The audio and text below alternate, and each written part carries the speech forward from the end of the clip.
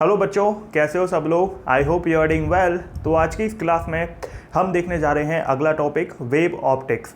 तो wave optics बच्चों काफ़ी इम्पोर्टेंट टॉपिक है। एक क्वेश्चन आ ही जाता है, एक कभी दो कभी एक, तो हमेशा आता ही है। और कई सारे टॉपिक हैं, ठीक है। इंटरफेरेंस है, डिफ्रैक्शन है, पोलराइजेशन है, ठीक है, रिजॉल्विंग पावर है। तो इस तरीके से आपके बेसिक टॉपिक हैं। इंटरफेरेंस जो हम यहाँ पर पढ़ेंगे, YDSE भी पढ़ेंगे, यंग डबल स्लिट एक्सपेरिमेंट। तो इंटरफेरेंस जैसे हमने वेव मोशन में देखा है साउंड का इंटरफेरेंस, वैसे ही यहाँ पर लाइट का इंटरफेरेंस हम देखने जा रहे हैं। सारी चीज़ें सेम हैं, कुछ भी फ़र्क नहीं है। वहाँ साउंड वेव होती है, यहाँ लाइट वेव होती है। तो बच्चों बहुत मज़ा आएगा। स्टार्टिंग करेंगे बेसिक से, वेव फ्रंट स्टार्टिंग करेंगे। वेव फ्रंट की कुछ एक्चुअली क्या होता है, बेसिकली चैप्टर आगे बढ़ने से पहले कुछ बेसिक पॉइंट होते हैं जिनको बताना ज़रूरी होता है। जो बच्चे जिन्होंने कभी शायद पहले नहीं पढ़ा हो वो एक साथ देख रहे हो तो उनके लिए फिर दिक्कत होती है। तो बच्चों देखो, पहला टॉपिक है आपका वेव फ्रंट। तो वेव फ्रंट क्या होता है? वेव फ्रंट की एक बेसिक डेफिनेशन लिखी है, the locus of all particle of the medium vibrating in the same phase at a given instant is called a wave front. मतलब किसी मीडियम में अगर आप सेम फेज में वाइब्रेट करने वाले पार्टिकल्स का लोकस बना दें, ठीक है, तो वो आपका वेव फ्रंट कहलाता है। Depending on the shape of source of light, wave front आपका 3 तरीके का हो सकता है, ठीक है। तो वेव फ्रंट आपका 3 तरीके का हो सकता है, सोर्स पे डिपेंड करता है। अगर आपका स्फेरिकल वेव फ्रंट है तो वो बनता है पॉइंट सोर्स ऑफ लाइट के लिए। जैसे आप यहाँ पर देख सकते हो, ये पॉइंट सोर्स ऑफ लाइट है, इसकी लाइट चारों तरफ यहाँ पर जा रही है, तो ये स्फेरिकल वेव फ्रंट है। इसको अगर आप देखोगे तो लाइट आपकी यहाँ पर अंदर की तरफ आ रही है, तो यहाँ पर आपका कन्वर्जिंग स्फेरिकल है। यहाँ पर लाइट बाहर की तरफ जा रही है तो डाइवर्जिंग स्फेरिकल वेव फ्रंट है।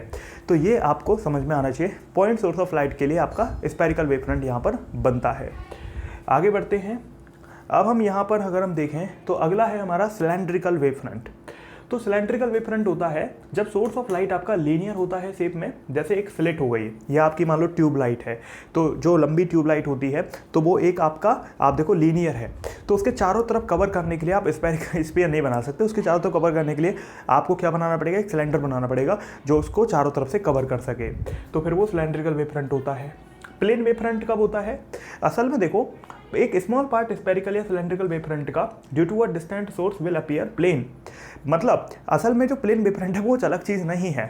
स्फेरिकल और सिलेंड्रिकल वाले का ही जो वेव फ्रंट है वो प्लेन नज़र आता है, ठीक है। तो plane wave front distant object के लिए होता है। तो जैसे हम रे ऑप्टिक्स में कंसीडर करते हैं ना कि अगर कोई ऑब्जेक्ट डिस्टेंट पर है तो उसे आने वाली लाइट हम प्लेन लेके चलते हैं, यानी कि इन्फानाइट से जो आ रही है उसको parallel to the principal axis लेके चलते हैं, लेंस में, मिरर में। तो वैसे ही जब डिस्टेंट ऑब्जेक्ट होता है तो उसके लिए हम प्लेन वेव फ्रंट लेके चलते हैं। तो ये बहुत बेसिक सी बातें हैं, यहाँ पर आपको कोई खास दिक्कत नहीं आनी चाहिए। अगला टॉपिक होता है हाइजेंस वेव थ्योरी। असल में NCERT में डेरिवेशन के थ्रू आपको रिफ्लेक्शन और रिफ्रैक्शन वगैरह समझाया होता है, लेकिन अपना कोई काम नहीं है यहाँ पर, हम कॉम्पिटिटिव पॉइंट ऑफ व्यू से पढ़ रहे हैं। तो बस मैं आपको यहाँ पर कंक्लूजन बताऊंगा। देखो, जो हाइजेंस वेव थ्योरी होती है ना, वो असल में ज्योमेट्रिकल मेथड होता है सेकेंडरी वेव फ्रंट को फाइंड आउट करने के लिए। जो हर वेव फ्रंट होता है ना, उसका जो पॉइंट होता है वो अपने आप में एक नया वेव फ्रंट प्रोड्यूस करता है जिसको सेकेंडरी वेव फ्रंट बोलते हैं, ठीक है। तो फॉर एग्जांपल ये स्फीयर है, तो इसका हर पॉइंट एक वेव फ्रंट है। तो मान लो ये वाला पॉइंट अपना एक वेव फ्रंट इस तरीके से बनाएगा, हर पॉइंट अपना एक अलग वेव फ्रंट बनाता है, उसको सेकेंडरी वेव फ्रंट बोलते हैं। फिर उनको जोड़ने वाला जो कॉमन पॉइंट होता है उसको सेकेंडरी वेव फ्रंट बोल देते हैं। तो each point source of light is a centre of disturbance from which wave spread in all direction, ठीक है। तो आपकी जो वेव है वो ऑल डायरेक्शन में स्प्रेड होती है हर पॉइंट सोर्स से। Each point on the primary wavelet act as a new source of disturbance and produce secondary wavelet which travel in space with the speed of light। क्योंकि हम यहाँ पे light की बात कर रहे हैं तो स्पीड ऑफ लाइट से ही वेव फ्रंट ट्रैवल करेंगे, ठीक है। तो बहुत बेसिक सी बातें हमने सीखी। अगला पॉइंट है the forward envelope of the secondary wavelet at any instant give the new wave front. तो जब आप उनको जोड़ देते हो, ठीक है, कॉमन पॉइंट को, तो हमें नया वेवलेट, नया वेव फ्रंट मिल जाता है। देखो, ये हमारा पहला वेव फ्रंट था, हमने इसके हर पॉइंट पर लोकस बनाया, ठीक है, वेवलेट बनाया, उनको जोड़ा तो हमें अगला वेव फ्रंट मिल गया जो सेकेंडरी वेव फ्रंट है, ठीक है ना। ऐसे ही आपको इधर स्फेरिकल के केस में मिल गया। In homogeneous medium the wave front is always perpendicular to the direction of wave propagation. मतलब क्या होगा कि जिधर वेव चल रही है वेव फ्रंट उसके हमेशा परपेंडिकुलर ही बनेगा, ठीक है। लेकिन वो मीडियम होमोजेनस होना चाहिए, ठीक है, एक ही जैसा मीडियम होना चाहिए, एक ही टाइप का। देखो क्या लिखा है, with the help of Huygens wave theory, law of reflection, refraction, total internal reflection and dispersion can be explained easily. This theory also explains interference, diffraction and polarization successfully. तो बच्चों हाइजन वेव थ्योरी का जो conclusion है वो यही है कि इसकी मदद से आपको जितने भी ये बेसिक चीज़ें हैं, जितने भी फंडामेंटल हैं, वो सारे समझ में आ जाते हैं। रिफ्लेक्शन, रिफ्रैक्शन, डिफ्रैक्शन, इंटरफेरेंस, ठीक है। और लेकिन इसके ड्रॉबैक भी हैं। क्या ड्रॉबैक हैं? ये थ्योरी आपको photo electric effect, Compton effect and Raman effect को नहीं समझा पाती है। तो जो पार्टिकल नेचर ऑफ लाइट से समझ में आते हैं उनको ये नहीं समझा पाती है। Hypothetical medium in vacuum is not true imagination. तो इन्होंने क्या किया, हाइजन ने आपका एक हाइपोथेटिकल मीडियम को अज्यूम कर लिया था, ईथर को, तो उसके बिहाफ पर इन्होंने सब बताया, लेकिन असल में ऐसा नहीं होता। जो ईएम वेव होती है, जो लाइट होती है, वो किसी बिना मीडियम के ही ट्रैवल कर सकती है। सन से अर्थ की तरफ आ रही है तो क्या कोई मीडियम है? नहीं है, स्पेस है। The theory predicted the presence of the back wave which is prove to be failure. ठीक है, तो कुछ ड्रॉबैक है, तो आई होप आपको बात समझ में आई होगी। तो मैंने अभी तक क्या समझाया? मैंने अभी तक आपको ये समझाया कि वेव फ्रंट क्या होता है, सेकेंडरी वेव फ्रंट क्या, सेकेंडरी वेव फ्रंट क्या होगा, वेव लेफ्ट क्या होते हैं, और मैंने आपको समझाया वेव फ्रंट कितने टाइप के होते हैं, हाइजन्स वेव थ्योरी का कंक्लूजन क्या है और ड्रॉबैक क्या है। बस इतना ही काफ़ी है। फिर उसके बाद हम मेन टॉपिक पर आते हैं, जो हमारे बेसिकली क्वेश्चंस के लिए ज़रूरी है आना। तो आते स्टार्ट करते हैं अपना main topic, interference of light. जैसे हमने इंटरफेरेंस ऑफ साउंड पे बात करी है, वैसे ही इंटरफेरेंस ऑफ लाइट है। कुछ भी यहाँ पर अलग नहीं होगा। साउंड आपकी एक लॉन्गिट्यूडनल वेव होती थी, तो यहाँ पर क्या आपकी लाइट है जो ईएम वेव है, ट्रांसवर्स वेव है।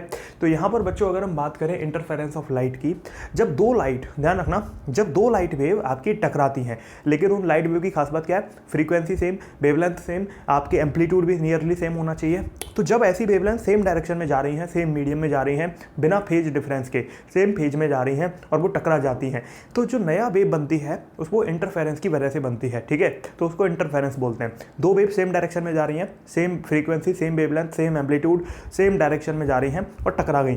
टकराने के बाद में जो आपकी नई वेव बनेगी वो आपकी रिजल्टेंट वेव कहलाती है। ठीक है, तो वही इंटरफेरेंस है, यही लिखा हुआ है। जब दो light wave same frequency, same wavelength, equal amplitude, propagating in the same medium, direction with the same velocity and constant phase difference with respect to the time, meet at a point, मतलब दोनों जब टकराती हैं तो interference होता है। ठीक है, तो इंटरफेरेंस में होता क्या है? इंटरफेरेंस में क्या होता है? जब दो लाइट वेव आपकी टकराती है, तो देखो पहले तो लाइट वेव की सेम ब्राइटनेस थी, सेम एम्पलीट्यूड था, सेम एम्पलीट्यूड मतलब सेम ब्राइटनेस थी, सेम इंटेंसिटी थी। जब वो टकराई तो टकराने के बाद में जो रिजल्टेंट वेव बनती है ना, तो लाइट जो है ना वो रीडिस्ट्रीब्यूट हो जाती है, उसकी एनर्जी रीडिस्ट्रीब्यूट हो जाती है। तो कुछ तो ब्राइट आपको मिलते हैं, कुछ डार्क आपको मिलती है। ठीक है, कई जगह पे ब्राइट मिलेगा, कई जगह पे डार्क मिलेगा, तो आपका जो एनर्जी है वो रीडिस्ट्रीब्यूट यहाँ पर हो जाती है। अब आपको ज़्यादा समझ में धीरे धीरे आएगा जैसे हम YDSE वगैरह पे आएंगे। ठीक है, it will be more clear to you. देखो क्या लिखा है, at some point energy is maximum, जिन्हें हम कंस्ट्रक्टिव इंटरफेरेंस बोल देते हैं। ठीक है, जब लाइट आपकी दोनों टकरा गई तो किसी किसी पॉइंट पे कंस्ट्रक्टिव इंटरफेरेंस मिलता है, और किसी किसी पॉइंट पे जहाँ पर एनर्जी मिनिमम होती है, जहाँ पर बिल्कुल डार्क है, कोई एनर्जी नहीं है, तो उसको हम डिस्ट्रक्टिव इंटरफेरेंस बोल देते हैं। अगर, और ये आपका law of conservation of energy को फॉलो करती है, मतलब जो टकराने से पहले जितनी लाइट की एनर्जी थी, टकराने के बाद में जो रिजल्टेंट मिली है उसकी एनर्जी सेम रहती है। ठीक है, तो अब ये पहली वेव की इक्वेशन है, y1 = a1 sin ω t - kx। ठीक है, ये फेज है पहली वेव का। ये दूसरी वेव की इक्वेशन है a2 sin ω t - kx + phi। ठीक है, ये फेज डिफरेंस है फाई का, और ये φ2 आपका दूसरी वेव का फेज है। तो फेज डिफरेंस क्या होगा? φ2 - φ1 कर दो। तो ये दोनों वेव की इक्वेशन है जो चल रही थी और बाद में टकरा गई, तो एक रिजल्टेंट वेव बनेगी। अब जो रिजल्टेंट वेव बनेगी बच्चों, अगर हम उसकी बात करें तो रिजल्टेंट वेव का जो एम्पलीट्यूड होगा, जो इक्वेशन होगी वो a sin ω t - kx + phi होगा, जहाँ पर ये a आपका रिजल्टेंट एम्पलीट्यूड हो जाएगा। ठीक है, तो ये बेसिक सी बातें हैं जो आप हमेशा से पढ़ते आ रहे हैं। और जो एम्पलीट्यूड होता है फिर वो होता है √a1 का स्क्वायर + a2 का square + 2a1 a2 cos phi। a1 और a2 क्या है? एम्पलीट्यूड है, दोनों वेव की जो टकराई थी, और cos phi दोनों वेव के बीच में जो फेज डिफरेंस है वो है। और बच्चों आपको पता होना चाहिए कि जो इंटेंसिटी होती है वो असल में डायरेक्टली प्रोपोर्शनल होती है एम्पलीट्यूड के स्क्वायर के। तो आप यहाँ पर a1 स्क्वायर की जगह i1 लिख सकते हो, a2 स्क्वायर की जगह i2 लिख सकते हो। तो आपकी जो रिजल्टेंट इंटेंसिटी मिलती है वो i1 + i2 + 2 √i1 √i2 cos delta phi मिलती है, क्योंकि जो ये वाला अंडर रूट है वो उधर स्क्वायर में चला जाता है, और a स्क्वायर की जगह पर आप ir लिख देते हो, और यहाँ से स्क्वायर हट जाता है। अच्छा, जो a1 स्क्वायर था उसकी जगह पर i1 आ गया, जो a2 स्क्वायर था i2 आ गया। अब a1 और a2 में √i1 √i2 आ जाएगा। बहुत आसान सी बातें हैं। ठीक है, चलो अब यहाँ पर बच्चों जो नेट हमें इक्वेशन मिली है ना, i1 plus I two plus two root i1 i2 cos phi, देखो ये आपकी जनरल इक्वेशन है जब आपकी दोनों वेव की अलग अलग इंटेंसिटी है। लेकिन मान लो क्या हो कि अगर दोनों वेव की इंटेंसिटी सेम हो जाए, मान लो i1 और i2 की वैल्यू सेम हो जाए, तो फिर ऐसे केस में जो नेट इंटेंसिटी मिलती है वो 2i 1 कॉस फाई के बराबर मिलती है। ठीक है, तो अब ये जो 1 कॉस फाई है ना, इसको आप सॉल्व कर सकते हो बेसिक मैथमेटिक्स की इक्वेशन लगा के। ठीक है, तो 1 कॉस थीटा जो होता है ना बच्चों, वो 2 कॉस स्क्वायर थीटा बाई 2 होता है। तो जब आप इसकी जगह पर ये वैल्यू रखते हो तो आपको net intensity 4i cos square 5/2 मिल जाता है या थीटा बाई 2 मिल जाता है। ठीक है, तो इस तरीके से आप देख सकते हो कि ये कब लगाना है, जब इंटेंसिटी सेम है दोनों लाइट की। जब दोनों लाइट की इंटेंसिटी सेम है, आपको फेज डिफरेंस दे रखा है और नेट इंटेंसिटी निकालनी है, तो आप सीधे सीधे 4i cos square theta by 2 लगा दो। और अगर आपकी दोनों वेव की इंटेंसिटी अलग अलग है तो आप फिर i1 plus i2 plus 2 root i1 root i2 cos phi लगा दो। ठीक है, चलो अब यहाँ पर ये वेव मोशन में भी पढ़ाया जाता है और वेव ऑप्टिक्स के लिए भी वैलिड है। ये मान लो आपकी एक वेव है, तो यहाँ पर आपका जो एक वेव होगी उसका जो फेज डिफरेंस होगा वो 2 पाई होता है, जो पाथ है, जो आपका पाथ डिफरेंस है वो लैम्डा होता है ना, और जो कंप्लीट टाइम लगता है वो टाइम पीरियड टी होता है। तो इनके बीच में रिलेशन क्या होता है, delta x by lambda. Delta x बच्चों आपका पाथ डिफरेंस है, वो डेल्टा फाई अपॉन 2 पाई के बराबर होता है और ये डेल्टा टी अपॉन टी के बराबर होता है। ठीक है, तो delta x upon lambda delta phi upon 2 pi is equal to delta T upon T. तो ये आपका बेसिक सा रिलेशन है जो आप हमेशा से पढ़ते आ रहे हैं।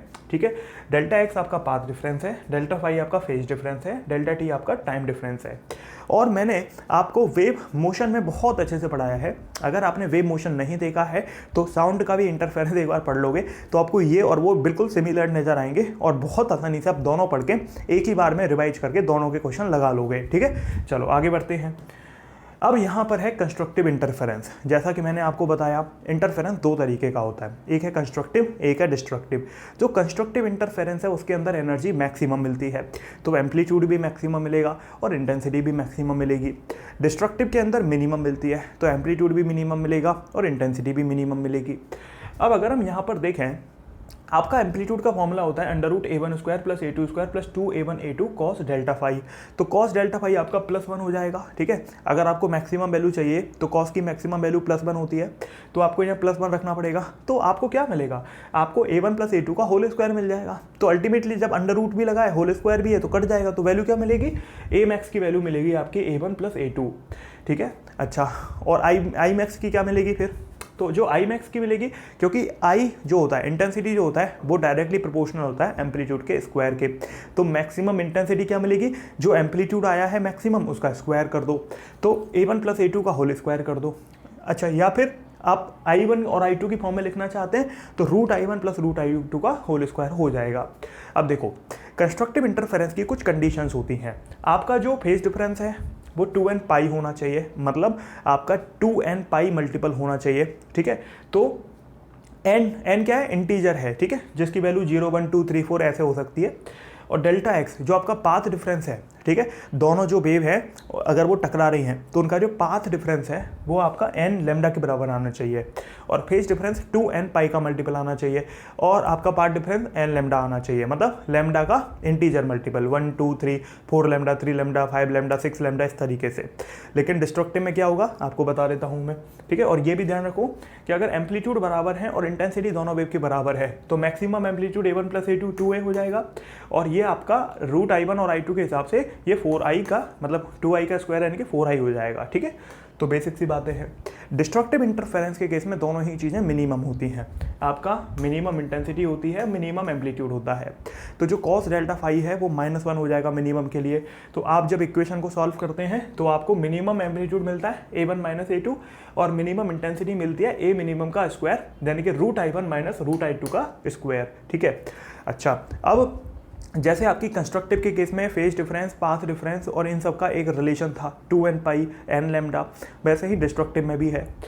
जो फेज डिफरेंस है वो आपका 2n माइनस 1 पाई का मल्टीपल होना चाहिए, और जो आपका पाथ डिफरेंस है दोनों वेव के अंदर, टकराने वाली वेव के अंदर, वो आपका 2n माइनस 1 लैम्डा बाई 2 का पाथ डिफरेंस होना चाहिए, और n की वैल्यू 1 2 3 4 5 कुछ भी हो सकती है। ठीक है, तो यहाँ पर आपको ध्यान रखना है डेल्टा फाई आपका 2n-1 पाई होना चाहिए और डेल्टा एक्स आपका 2n-1 लैम्डा बाई 2 का मल्टीपल होना चाहिए, ठीक है।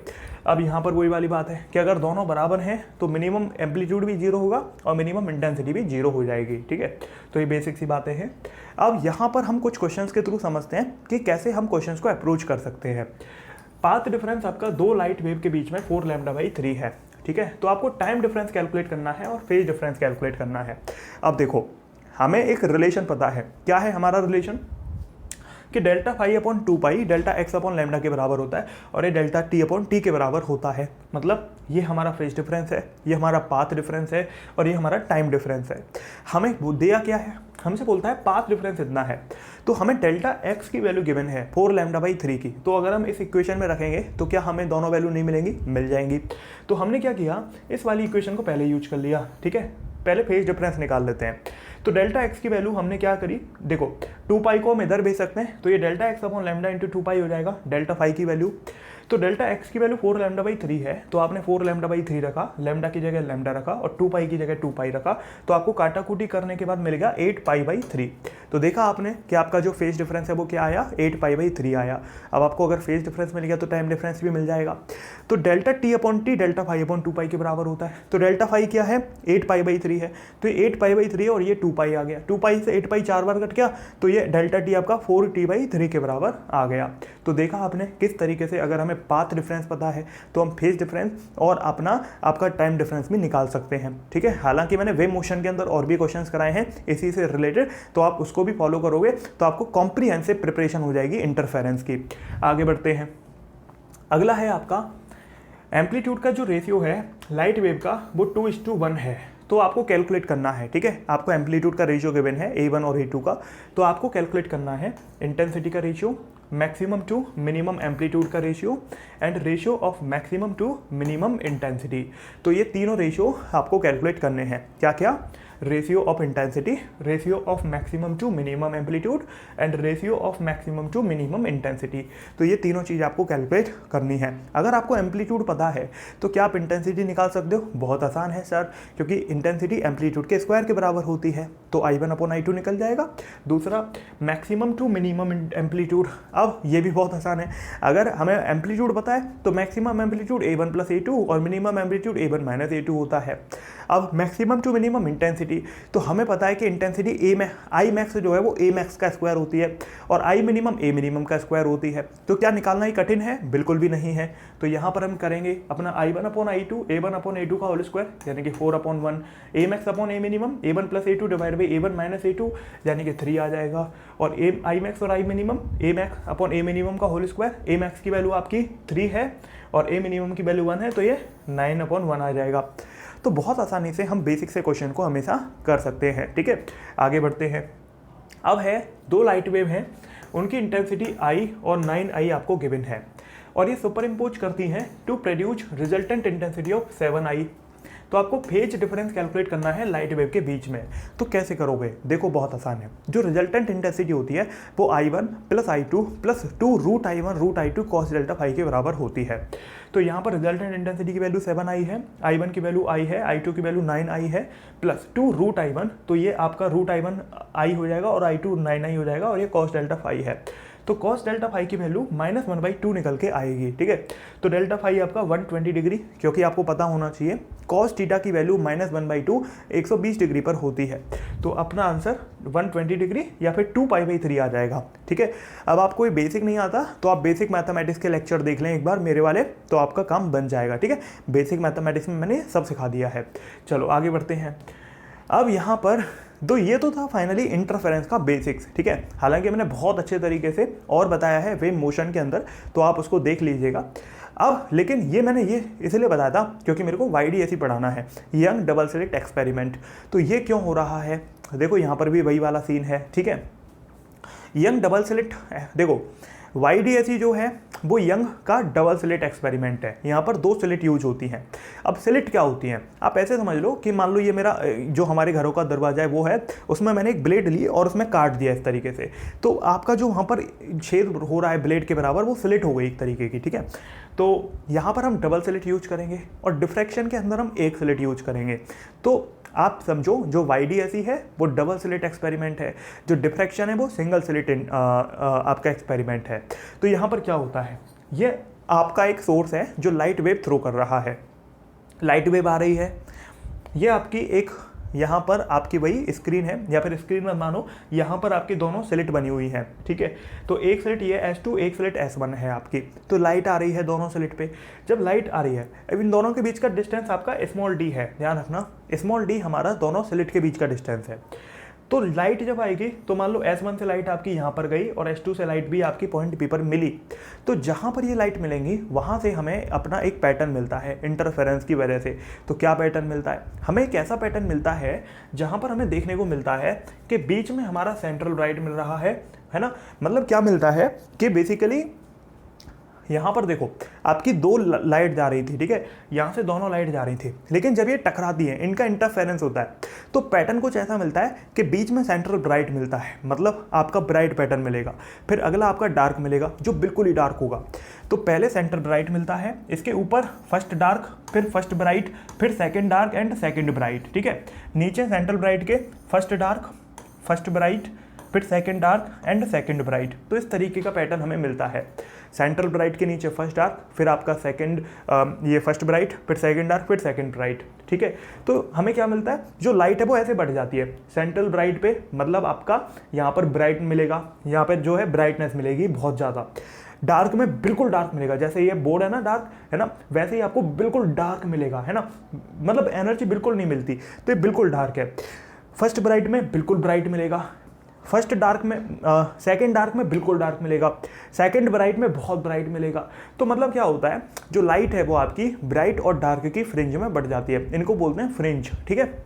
तो यहाँ पर आपको समझ आया थोड़ा बहुत कि यहाँ पर आपकी जो लाइट है जो दोनों स्लिट से जा रही थी, वो फाइनली आपकी जब स्क्रीन पे आपने ऑब्जर्व करी इंटरफेरेंस के बाद में वो एक पैटर्न में मिलती है, ठीक है। बीच में मिलता है सेंटर ब्राइट, फिर मिलता है फर्स्ट डार्क उसके दोनों तरफ, फिर अगला फर्स्ट ब्राइट, उधर भी फर्स्ट ब्राइट, फिर सेकेंड डार्क, सेकेंड ब्राइट, फिर थर्ड डार्क, थर्ड ब्राइट। तो इस तरीके से सेम पैटर्न मिलता है राइट और लेफ्ट में, या ऊपर और नीचे कह लो, ठीक है।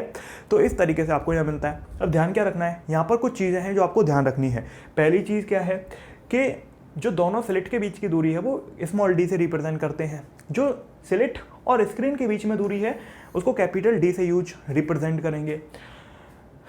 यहाँ पर जो इन दोनों में पाथ डिफरेंस है, देखो यहाँ पर एक पाथ डिफरेंस आपको दिख रहा होगा, तो ये जो पाथ डिफरेंस है उसको डेल्टा x से रिप्रेजेंट करेंगे, ठीक है। और जो आपका सेंट्रल ब्राइट से दूरी होगी आपकी किसी भी फ्रिंज की, उसको हम y से रिप्रेजेंट कर लेंगे। तो कुछ बातें हैं जो आपको ख्याल रखनी है फॉर्मूले के लिए। देखो यहाँ पर एक चीज़ ध्यान रखनी है कि जो पाथ डिफरेंस होता है डेल्टा x वो S2p माइनस S1p होगा। देखो S1p माइनस S2p है ना, पाथ की लेंथ आपकी इधर S1p है इधर S2p है, तो जो क्योंकि S2p बड़ा है तो आपने बड़े में से छोटा घटाया, आपको पाथ का डिफरेंस मिल गया। अच्छा, अगर आप गौर से देखोगे तो आपको देखने को मिलेगा कि ये delta x d sine theta के भी बराबर है। तो ये डेल्टा x आपका स्मॉल d साइन थीटा के बराबर भी होता है, जो बहुत इंपॉर्टेंट है आपको पता होना, क्योंकि डायरेक्टली इसके ऊपर पेपर में क्वेश्चन आए हुए हैं। तो पाथ डिफरेंस आपका d साइन थीटा हो जाता है, ठीक है। तो ये बेसिक सी बात है। अब आगे बढ़ते हैं, थोड़ा इसका और यूज़ देखते हैं। जो हमने y देखा, y मतलब सेंट्रल ब्राइट से किसी भी फ्रिंज की, चाहे वो डार्क हो चाहे वो आपका ब्राइट फ्रिंज हो, किसी भी नंबर के आपको फ्रिंज की अगर डिस्टेंस निकालनी है कि सेंट्रल ब्राइट से कितनी हाइट पर वो बना है, तो वो कैसे निकालते हैं, वो delta x capital D upon small d से निकालते हैं। डेल्टा x क्या है, डेल्टा x रिप्रेजेंट करता है आपके पाथ डिफरेंस को। आपको याद होगा मैंने बताया था कि जब डेल्टा x की वैल्यू n लैम्डा होती है तो हमें कंस्ट्रक्टिव इंटरफेरेंस मिलता है, और जब 2n-1 λ/2 होती है तो हमें डिस्ट्रक्टिव इंटरफेरेंस मिलता है। यानी कि पाथ डिफरेंस से हमें ये पता चल जाएगा कि कौन सा किस पॉइंट पर हमें डार्क फ्रिंज मिलेगा और किस पॉइंट पर ब्राइट फ्रिंज मिलेगा, क्योंकि ब्राइट वहाँ मिलेगा जहाँ कंस्ट्रक्टिव इंटरफेरेंस है और डार्क वहाँ मिलेगा जहाँ डिस्ट्रक्टिव इंटरफेरेंस है।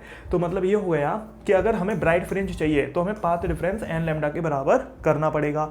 तो मतलब y जो है वो n लैम्डा d/d हो जाएगा। ठीक है, अच्छा अगर डार्क फ्रिंज है तो पाथ डिफरेंस को हमें 2n-1 λ/2 करना पड़ेगा। तो हमारी जो y मतलब हमें डार्क फ्रिंज की वैल्यू चाहिए तो 2n-1 लैम्डा d/2d हो जाएगा, क्योंकि हमने सिर्फ डेल्टा x की वैल्यू को रिप्लेस किया है। ठीक है, अब देखो ये असल में क्या फॉर्मूला निकल के आया है। ये जो फॉर्मूला है ना वो distance of nth bright fringe है फ्रॉम सेंटर।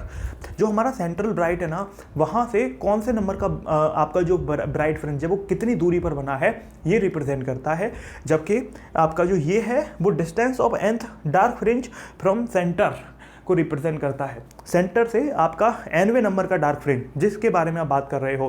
अब n की वैल्यू कुछ भी हो सकती है, 1 2 3 4 5 इंटीजर है कोई भी। ठीक है, नॉर्मल एक वैल्यू हो सकती है, फ्रिक्शन नहीं हो मतलब फ्रैक्शन नहीं हो सकती। 1 2 3 4 5 6 7 8 9 एक नॉर्मल इंटीजर होगी। ठीक है, ध्यान रखना है। अब देखो बच्चों, अब मैं आपको YDSE से जुड़े हर सवाल के धीरे धीरे समरी बताता जाऊंगा और क्वेश्चंस भी करवाते जाएंगे, तो आपको धीरे धीरे सारी चीज़ें क्लियर होती जाएंगी। देखो पहला पॉइंट है कंक्लूजन ऑफ YDSE। YDSE का क्या कंक्लूजन निकल के आया? पहला conclusion, it follows law of conservation of energy.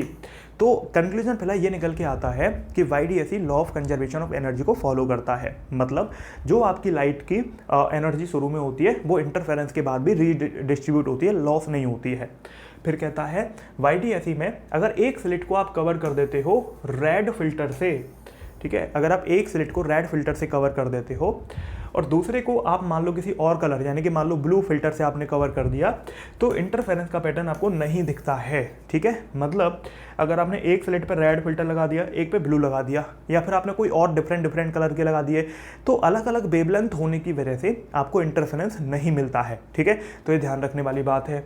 अगला पॉइंट क्या है, अगर मोनोक्रोमेटिक लाइट यूज करते हो आप जैसे येलो, तो आपको जितने भी ब्राइट फ्रिंज हैं वो तो येलो मिलेंगे, लेकिन जितने भी डार्क हैं वो प्योर ब्लैक मिलेंगे। ठीक है, डार्क हमेशा प्योर ब्लैक होंगे, लेकिन जो आपके ब्राइट फ्रिंज हैं वो कलर पे डिपेंड करते हैं। देखो मोनोक्रोमेटिक लाइट वो लाइट होती है जो सिंगल कलर की है और नॉर्मल वाइट लाइट में सारे कलर होते हैं। तो बच्चों अगर आप मोनोक्रोमेटिक लाइट यूज करते हो यानी कि सिंगल कलर वाली लाइट यूज करते हो, तो आपको जो ब्राइट फ्रिंज मिलता है वो उसी कलर का मिलेगा। ठीक है, और जो डार्क फ्रिंज है वो हमेशा ही ब्लैक मिलेगा। ओके, चलो अब यहाँ पर एक इंपॉर्टेंट पॉइंट है। YDSE के अंदर अगर आप वाइट लाइट की सोर्स को यूज करते हो तो सेंटर पे आपको वाइट फ्रिंज मिलता है। अगर देखो मैंने क्या बताया, अगर आप वाइट लाइट यूज करते हो तो सेंटर पे वाइट मिलता है। अगर आपने वाइट लाइट के सोर्स को यूज किया, ये दोनों स्लिट से आपकी लाइट निकल के गई, दोनों इंटरफेयर करेगी और यहाँ पर आपको सेंटर पे मिलेगा ब्राइट फ्रिंज। ठीक है, वाइट कलर का will obtain and around it colorful fringe is obtained। White के चारों तरफ कलरफुल मिलते हैं क्योंकि जो वाइट है वो आपकी डिस्पर्स हो सकते हैं ना वेब ग्योर के अंदर।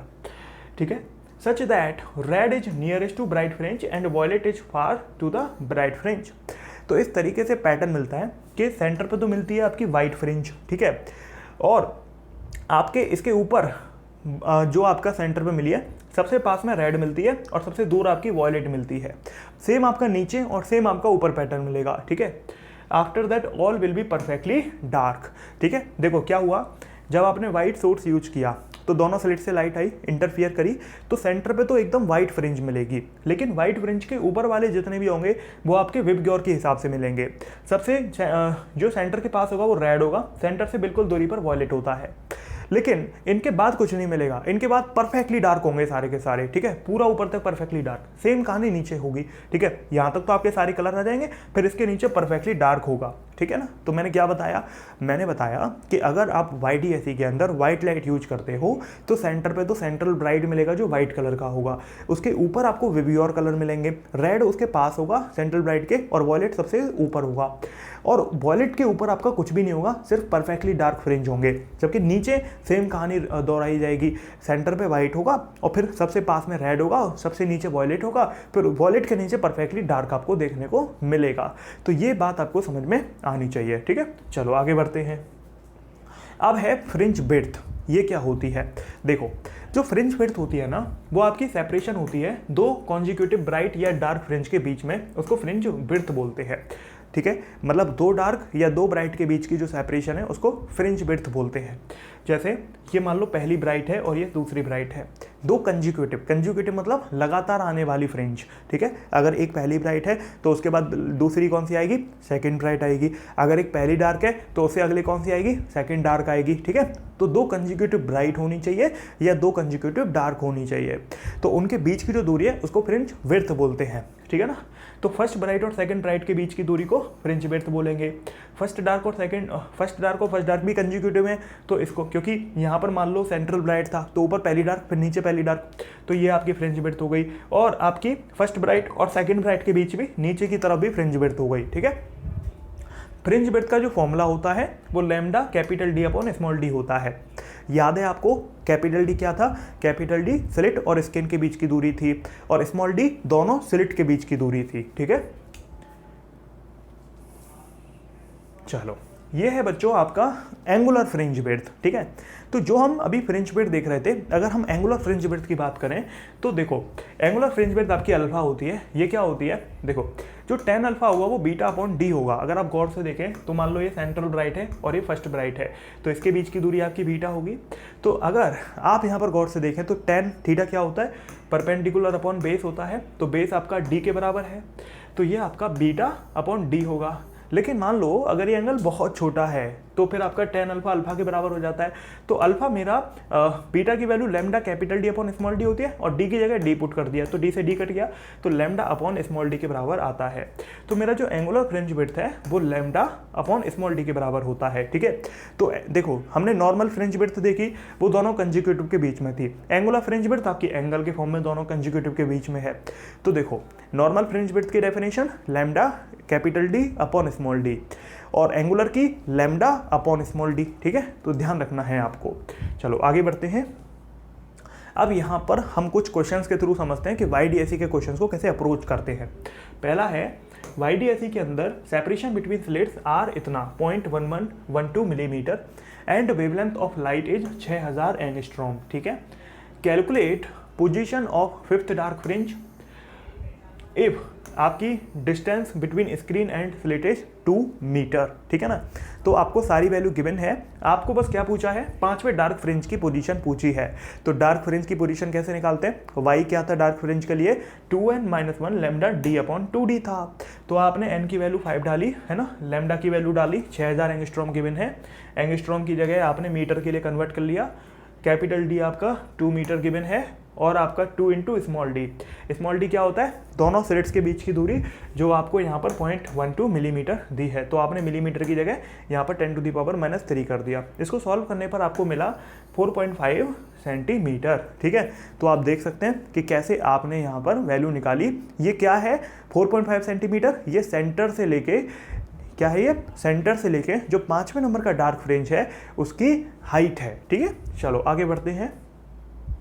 अब है YDSE सेपरेशन के अंदर आपका जो स्लिट है, ठीक है, वो बिटवीन स्लिट इज 3 मिलीमीटर। ठीक है, जो स्लिट के बीच का सेपरेशन है वो 3 मिलीमीटर है, और वेवलेंथ आपकी 480 नैनोमीटर है। तो आपको फ्रिंज विड्थ कैलकुलेट करनी है। अगर डिस्टेंस आपकी 2 मीटर है स्लिट और स्क्रीन के बीच में, तो कैसे करोगे फ्रिंज विड्थ? फ्रिंज विड्थ होती है लैम्डा डी अपॉन डी। ठीक है, तो आपका लैम्डा हो गया 480 इंटू 10⁻⁻9, कैपिटल डी 2 हो गया, और स्मॉल डी आपका 3 इंटू 10⁻³ हो गया। तो यहाँ से वैल्यू मिली 32 इंटू 10⁻5 मीटर। ठीक है, तो इस तरीके से आप देख सकते हो कि क्या आपका यहाँ पर आंसर आएगा। चलो बच्चों, तो अगला क्वेश्चन करते हैं। तो नेक्स्ट क्वेश्चन है, YDSE के अंदर जो सेपरेशन है स्लिट्स के बीच में वो 3 मिलीमीटर है। स्लिट्स के बीच में सेपरेशन स्मॉल डी दे रखा है, वेवलेंथ 480 नैनोमीटर है। तो कह रहा है calculate separation between third bright and first dark fringe. ठीक है, तो मान लो ये हमारा सेंट्रल ब्राइट है, तो फर्स्ट डार्क है आपका ये, और थर्ड ब्राइट है मान लो ये, तो इनके बीच में कितना सेपरेशन होगा? तो देखो बच्चों, अगर सेंट्रल ब्राइट से थर्ड ब्राइट की डिस्टेंस निकाल लो और सेंट्रल से फर्स्ट डार्क की डिस्टेंस निकाल लो, और बड़ी में से छोटी घटा दो, तो अंदर मिल जाएगा आंसर आपको। तो थर्ड ब्राइट की आपने कैलकुलेट करी, जिसमें से फर्स्ट डार्क की घटा दी, तो आपको इनके बीच का सेपरेशन मिल जाएगा। तो थर्ड ब्राइट का क्या होगा? N lambda D upon d के हिसाब से 3 लैम्डा डी अपॉन डी, और फर्स्ट डार्क का क्या होगा 2n-1 lambda D upon 2d के हिसाब से 2 n की वैल्यू 1 डाली आपने, तो ये 3 - 1/2 आ जाएगा, क्योंकि बच्चों ये आपका 2 - 1 1 बचेगा, तो ये 3 लैम्डा डी अपॉन डी बचेगा, जबकि ये 2 लैम्डा डी अपॉन 2d बचेगा। तो इसमें से इसको घटाओगे तो आपको ये 3 - हाफ, देखो 3 आपने कॉमन, ये लैम्डा डी अपॉन डी बाहर निकाल लिया, ये 3 और इधर हाफ आपने कॉमन ले लिया, तो ये आपका 5/2 इंटू, अब ये लैम्डा डी, देखो सब सारी वैल्यू गिवन है, 480 नैनोमीटर आपकी वेवलेंथ गिवन है, आप यहाँ पुट कर सकते हो, आपको स्मॉल डी भी गिवन है, और आपको यहाँ पर सारी चीज़ गिवन है, आप यहाँ पुट कर सकते हो और आसानी से इस क्वेश्चन को यहाँ पर निकाल सकते हो, ठीक है। तो इसमें कोई खास दिक्कत आपको नहीं आनी चाहिए, क्योंकि everything is given in the question, और आप आसानी से सारी वैल्यू कैलकुलेट कर सकते हैं, ठीक है ना। चलो तो आगे बढ़ते हैं बच्चों। अब यहाँ पर ये है आपका एक्सप्रेशन फॉर एवरेज इंटेंसिटी, ठीक है। देखो कुछ इंटेंसिटी आपकी मैक्सिमम है, कुछ इंटेंसिटी आपकी मिनिमम है, तो एवरेज इंटेंसिटी क्या होगी, दोनों का एवरेज निकाल लो, तो क्या मिलेगा I1 + I2 मिलेगा, ठीक है। तो ये आपको पता होना चाहिए, आप एवरेज निकाल लो तो आपको I1 + I2 की वैल्यू मिल जाएगी। अब ये बहुत इंपॉर्टेंट है जो अभी आपके सामने है, इंटेंसिटी और विड्थ ऑफ स्लिट के बीच में रिलेशन। तो बच्चों देखो, जितनी ज़्यादा स्लिट की विड्थ होगी तो उतनी ज़्यादा लाइट पास हो सकती है, उतने ज़्यादा फोटोन पास हो सकते हैं, मतलब ये हो गया उतनी ज़्यादा लाइट पास हो सकती है तो उतनी ज़्यादा इंटेंसिटी होती है लाइट की, उतनी ज़्यादा एनर्जी ट्रैवल कर सकती है। तो इंटेंसिटी आपकी विड्थ ऑफ स्लिट के डायरेक्टली प्रोपोर्शनल होती है। तो I1/I2 W1/WT के बराबर हो गई, W1/W2 के, और जो इंटेंसिटी है वो एम्पलीट्यूड के स्क्वायर के बराबर होती है, आप जानते ही हो, ठीक है ना। तो ये सारी बातें आपके लिए बहुत ज़रूरी हैं क्वेश्चन पॉइंट ऑफ व्यू से। अब ये जो ग्राफ आप देख रहे हो, ये असल में जो अलग अलग हमारे मैक्सिमम मिनिमम बन रहे हैं उनको रिप्रेजेंट करने के लिए है।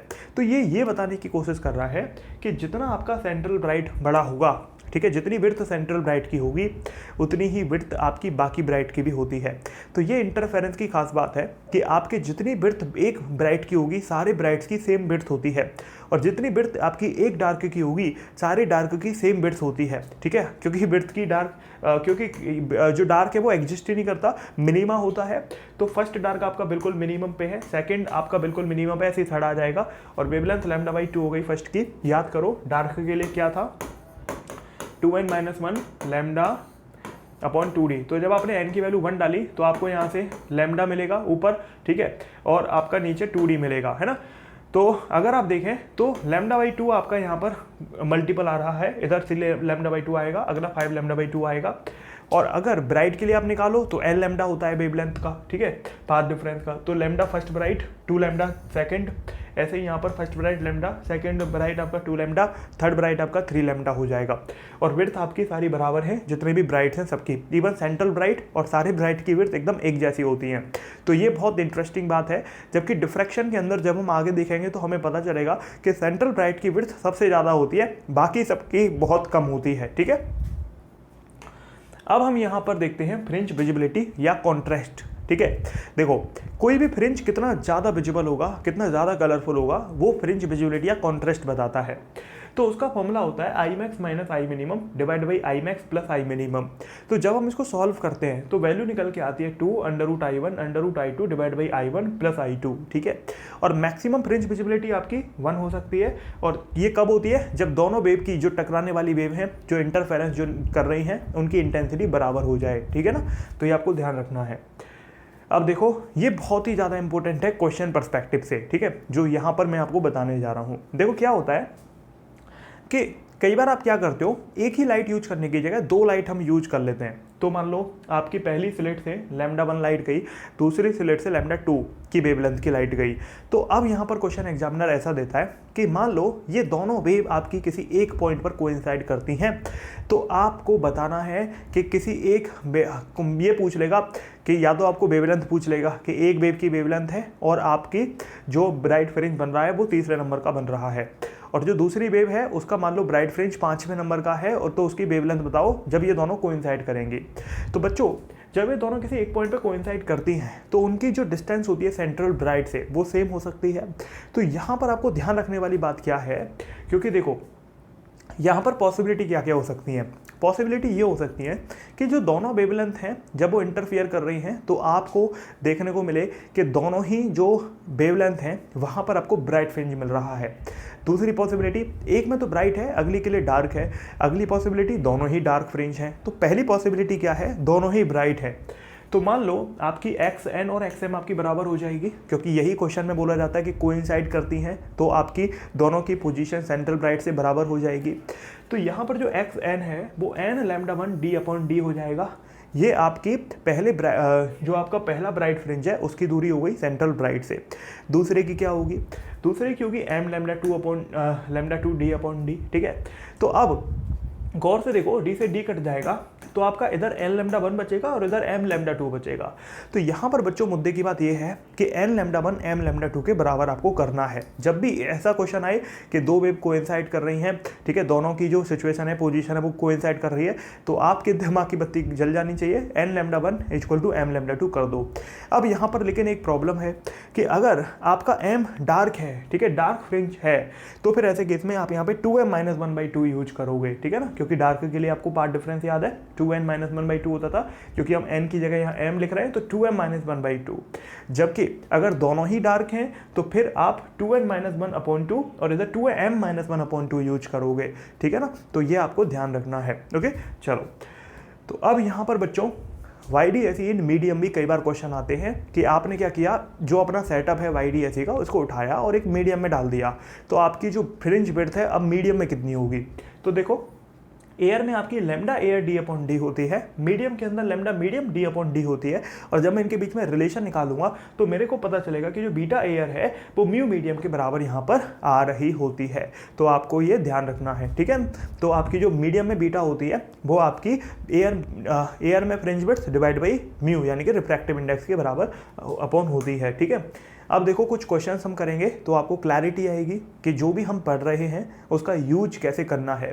पहला क्वेश्चन है, YDSE एक्सपेरिमेंट के अंदर लाइट है आपकी 590 नैनोमीटर वेवलेंथ की और आपकी एक अननोन वेवलेंथ है, ये दोनों आपकी यूज करी गई हैं, which third bright of known wavelength coincide with the fourth bright of unknown wavelength, ठीक है ना।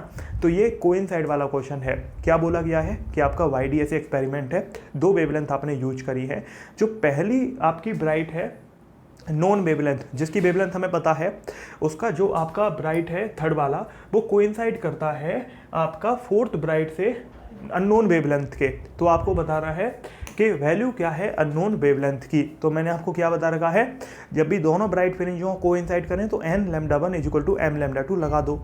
तो अब कैसे लगाओगे, बहुत आसान है। n की वैल्यू 3 दे रखी है, थर्ड ब्राइट, और आपका इधर 5 ब्राइट, सॉरी चौथे नंबर का ब्राइट दे रखा है। पहली वेवलेंथ आपको गिवन है, दूसरे के करस्पॉन्डिंग पूछी है, तो λ2 की वैल्यू क्या आएगी, n λ1 डिवाइड बाई m, तो n λ1 divide by m, n की वैल्यू 3 पुट करी, m की वैल्यू आपने 4 पुट करी, वेवलेंथ आपने 590 नैनोमीटर की जगह 10⁻⁻⁹, तो ये आ जाएगा 442.5 नैनोमीटर। तो आपकी जो सेकेंड वाला केस है उसमें जो वेवलेंथ है आपकी आ चुकी है, ठीक है। अब आगे बढ़ते हैं बच्चों। अब यहाँ पर अगला क्वेश्चन है, आपकी 6000 एंगस्ट्रॉम की वेवलेंथ है और ये आपका एंगुलर फ्रिंज विड्थ कैलकुलेट करती है 1 डिग्री की। तो आपको कैलकुलेट करना है दोनों स्लिट्स के बीच में सेपरेशन क्या होगा। अब देखो बच्चों, जो एंगुलर फ्रिंज विड्थ होती है वो हमने देखा था वो लैम्डा अपॉन स्मॉल डी होती थी, और स्मॉल डी याद करो क्या था, दोनों स्लिट्स के बीच की दूरी थी, ठीक है। तो आपको यहाँ पर बोला गया है 1 डिग्री का एंगुलर फ्रिंज विड्थ है और वेवलेंथ भी आपको गिवन है, तो आपको सेपरेशन बिटवीन स्लिट्स बताना है। अल्फा होता है लैम्डा अपॉन डी के बराबर, तो अल्फा की वैल्यू 1 डिग्री है, वेवलेंथ आपकी 6000 × 10⁻⁻10 हो गया, डी की वैल्यू आपको निकालनी है।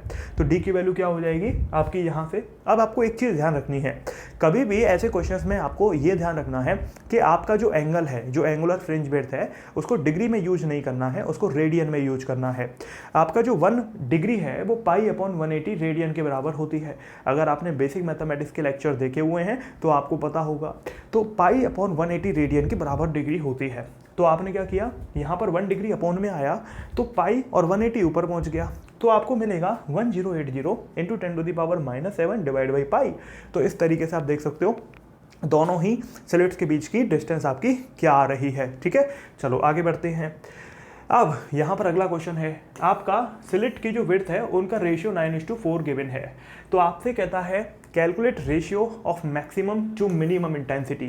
ठीक है, अब जो इंटेंसिटी होती है ना बच्चों, वो विड्थ के डायरेक्टली प्रोपोर्शनल होती है। तो I1 अपॉन I2 की वैल्यू 9/4 हो जाएगी। क्यों? क्योंकि आपको विड्थ का रेशियो दे रखा है। अब क्योंकि इंटेंसिटी विड्थ के डायरेक्टली प्रोपोर्शनल है, तो जो विड्थ का रेशियो है वही इंटेंसिटी का रेशियो 9/4 हो गया। अब आपसे पूछा है मैक्सिमम टू मिनिमम इंटेंसिटी, तो I max upon I minimum. I max क्या होता है? √I1 प्लस √I2 का whole square divide by √I1 minus √I2 का होल स्क्वायर। अब हमने क्या किया, I1 की वैल्यू 9 है, I2 की 4 है, तो आपने √I1 किया तो 3 आ जाएगा, क्योंकि 9 का रूट 3, 4 का रूट किया तो 2 आ जाएगा, 3 + 2 हो गया, इधर 3 - 2 हो जाएगा। तो सॉल्व करके कितना होगा, ऊपर 5 नीचे 1, तो 25/1 आपका जो आंसर है यहाँ से आ जाएगा। तो आपने देखा किस तरीके से हम क्वेश्चंस को अप्रोच करेंगे। ठीक है, अगला क्वेश्चन है, YDAC में आपकी 6000 एंगस्ट्रॉम की वेवलेंथ की लाइट यूज करी गई है। It's used by which fringe width of 0.8 millimetre. ठीक है, आपको फ्रिंज विड्थ गिवन है, वेवलेंथ गिवन है, is obtained on screen placed at 2.5 centimetre. तो क्या बोला क्वेश्चन ने, आपको यहाँ पर फ्रिंज विड्थ गिवन है, वेवलेंथ गिवन है, और स्लिट और स्क्रीन के बीच का डिस्टेंस भी गिवन है। फिर कहता है calculate fringe width if whole experiment is dipped into the liquid of refractive index 1.5। तो कहता है कि फ्रिंज विड्थ क्या होगी अगर सारा एक्सपेरिमेंट आप उठाओ और उसको एक ऐसे लिक्विड में डाल दो जिसका रिफ्रैक्टिव इंडेक्स 1.6 है। तो कैसे करोगे, बहुत आसान है। बीटा मीडियम आपका बीटा एयर अपॉन म्यू होता है। अब जो बीटा एयर है वो आपका 0.8 मिलीमीटर दे रखा है और म्यू की वैल्यू 1.6 दे रखी है, तो आपका आंसर आएगा 0.5 मिलीमीटर। तो आपको बच्चों ऐसे क्वेश्चन में सावधान रहना है। एग्जामिनर आपको इतना सारा डेटा देके बेवकूफ़ बनाने की कोशिश करता है, लेकिन ज़्यादातर क्या होता है कि एक लाइन में, 2 लाइन में क्वेश्चन हो सकते हैं। ठीक है, तो ऐसा आपको ध्यान रखना है। बहुत ही कम क्वेश्चन ऐसे होते हैं जो ज़्यादा कठिन आ जाते हैं, नहीं तो ऐसा नहीं होता। 1-2 लाइन में आप क्वेश्चन को हमेशा कर पाते हो कॉम्पिटिशन में, चाहे वो जेईई मेंस हो चाहे वो नीट हो। थोड़ा बहुत जेईई मेंस में टाइम ज़्यादा लग जाता है कभी कभी, लेकिन नीट के अंदर तो स्पेसिफिकली आप 1 या 2 लाइन में सारे क्वेश्चन कर सकते हो। ठीक है, चलो आगे बढ़ते हैं। अब अगला क्वेश्चन है, YDAC में आपको कैलकुलेट करना है total number of bright fringes formed if separation between slits is twice of the wavelength of light used. क्या कहता है, स्लिट्स के बीच का सेपरेशन आपका ट्वाइस है अगर आपकी जो वेवलेंथ है वो यूज करी गई है उससे। तो बच्चों स्लिट्स के बीच का सेपरेशन हम स्मॉल d से रिप्रेजेंट करते हैं। स्मॉल d हमारा 2 लैम्डा के बराबर आ गया। तो यहाँ से हमारा हमको पूछ रहा है कि YDAC में आपको total number of bright fringe calculate करनी है। ठीक है, कैसे करोगे, देखो भाई, आपका जो पाथ डिफरेंस है वो n लैम्डा के बराबर होता है। ठीक है, ब्राइट के केस में ये पता है ना आपको। तो मतलब अब एक चीज़ आपको याद होनी चाहिए, मैंने बताया था जो पाथ डिफरेंस है वो d sin थीटा के बराबर होता है। S2p माइनस S1 की p किया था ना मैंने, तो डेल्टा x हमारा d sin थीटा के बराबर हो गया। तो n लैम्डा मेरा 2 लैम्डा sin थीटा के बराबर हो गया, क्योंकि d की वैल्यू मैंने 2 लैम्डा पुट कर दी, तो लैम्डा से लैम्डा कट गया, तो मेरा sin थीटा n/2 के बराबर आया। मतलब जब मेरा थीटा, मतलब जो साइन थीटा है वो सेटिस्फाई करेगा n/2 को, तो मेरा यहाँ पर ब्राइट फ्रिंज मुझे मिलेगा। तो किन किन एंगल पे मिलेगा, देखो n की वैल्यू क्या क्या रख सकते हो, n की वैल्यू 0 रख के देखो तो आपको साइन 0 मिल जाएगा। ठीक है, n की वैल्यू 1 रख के देखो तो साइन में 1/2 वैल्यू 30 डिग्री पर होती है। n में 2 रख के देखो तो 2/2 45 डिग्री पर हो जाएगी, क्योंकि साइन थीटा में 1 की वैल्यू 45 डिग्री पर होती है। जब आप यहाँ पर 3/2 रखोगे तो वैलिड नहीं होगा। क्यों? अच्छा, और आपको ये पता है ना कि जो ब्राइट फ्रिंज है चाहे डार्क फ्रिंज है, जो n की वैल्यू होती है वो पॉजिटिव इंटीजर होती है।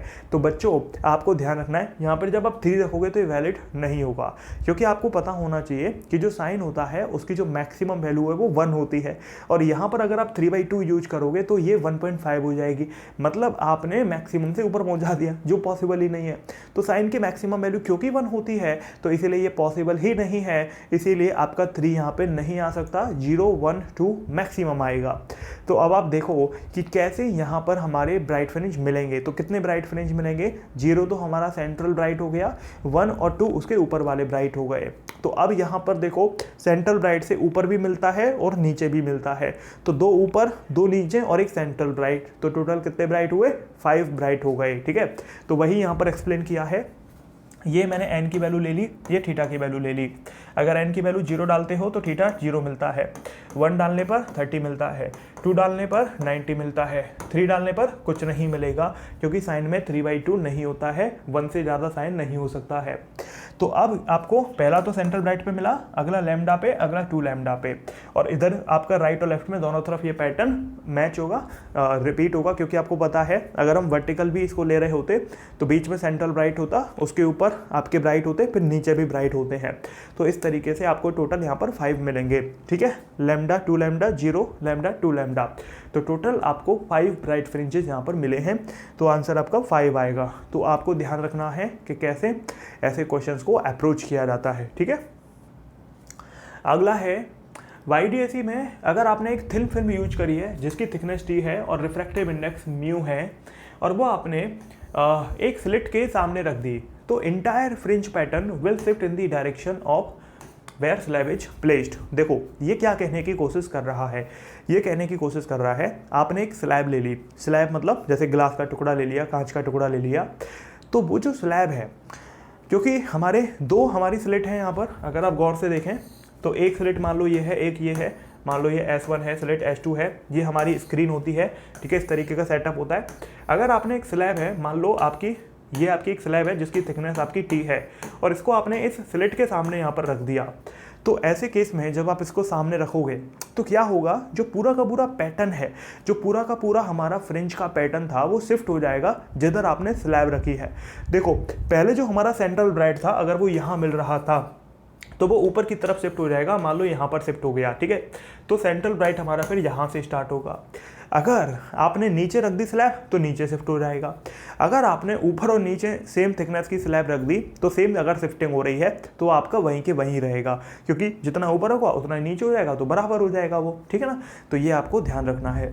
तो अभी देखो यहाँ पर ये डायग्राम के थ्रू, तो जो आपकी फ्रिंज विड्थ है वो अनचेंज्ड रहती है। मान लो आपने स्लैब रख दी S1 के सामने, तो आपका पूरा का पूरा पैटर्न ऊपर शिफ्ट हो गया, जो सेंट्रल ब्राइट है वो यहाँ की जगह यहाँ बनेगा, ठीक है। तो आपका सेंट्रल ब्राइट यहाँ बना, मान लो शिफ्टिंग आपकी X हुई, तो ये जो शिफ्टिंग होती है ये कैसे निकाल सकते हो, μ-1 TD/D, तो ये शिफ्टिंग निकालने का तरीका होता है। अब यहाँ पर देखो जो आपका म्यू है वो रिफ्रैक्टिव इंडेक्स है स्लैब का, जो आपका T है वो थिकनेस है स्लैब का, और जो आपका D है वो स्क्रीन और स्लिट के बीच की दूरी है, और जो स्मॉल d है वो दोनों स्लिट के बीच की दूरी है। तो μ-1 T capital D upon small d यहाँ पर शिफ्टिंग होती है, ठीक है। तो आपको ध्यान रखना है। अब ये क्वेश्चन है इसी के ऊपर, आपका YDAC एक्सपेरिमेंट है, एक स्लिट को आपने कवर किया एक फिल्म के साथ में जिसकी थिकनेस आपकी 1.2 माइक्रोमीटर है और आपकी रिफ्रैक्टिव इंडेक्स 1.5 है। आपने एक और स्लिट ले ली और उसको कवर किया एक थिन फिल्म के साथ में जिसकी रिफ्रैक्टिव इंडेक्स आपकी 2.5 है, by which fringe pattern does not shift, then calculate thickness of second film. तो आपने क्या किया, दो स्लिट्स हैं YDAC की, दोनों को कवर कर दिया अलग अलग स्लैब के साथ में, और इस तरीके से आपने कवर किया कि आपका जो पैटर्न है वो शिफ्ट नहीं होता। तो ऐसा कब होगा बच्चों, देखो जो ऊपर वाली स्लिट है वो ऊपर खिसका देगी पैटर्न को, जो नीचे वाली स्लिट है वो नीचे खिसका देगी, मतलब जितना ऊपर वाली ने ऊपर खिसकाया होगा उतना नीचे वाली ने नीचे खिसका दिया होगा। मतलब क्या हुआ कि दोनों की जो शिफ्टिंग है वो इक्वल रही होगी। तो इसका मतलब जब दोनों की शिफ्टिंग इक्वल रही होगी तो आप इक्वल कर दो, तो यहाँ पर आप इक्वल कर देंगे। तो देखो आपने शिफ्टिंग को इक्वल कर दिया, क्योंकि एज शिफ्टेज सेम, तो आपने शिफ्टिंग को इक्वल कर दिया। अब यहाँ पर पहली जो शिफ्टिंग है वो μ1-1 T1D/D होगी, दूसरी μ2-1 T2D/D होगी। तो D से D ये सब कट गया, तो इधर क्या बचेगा, μ1-1 T1 और इधर μ2-1 T2 बचेगा।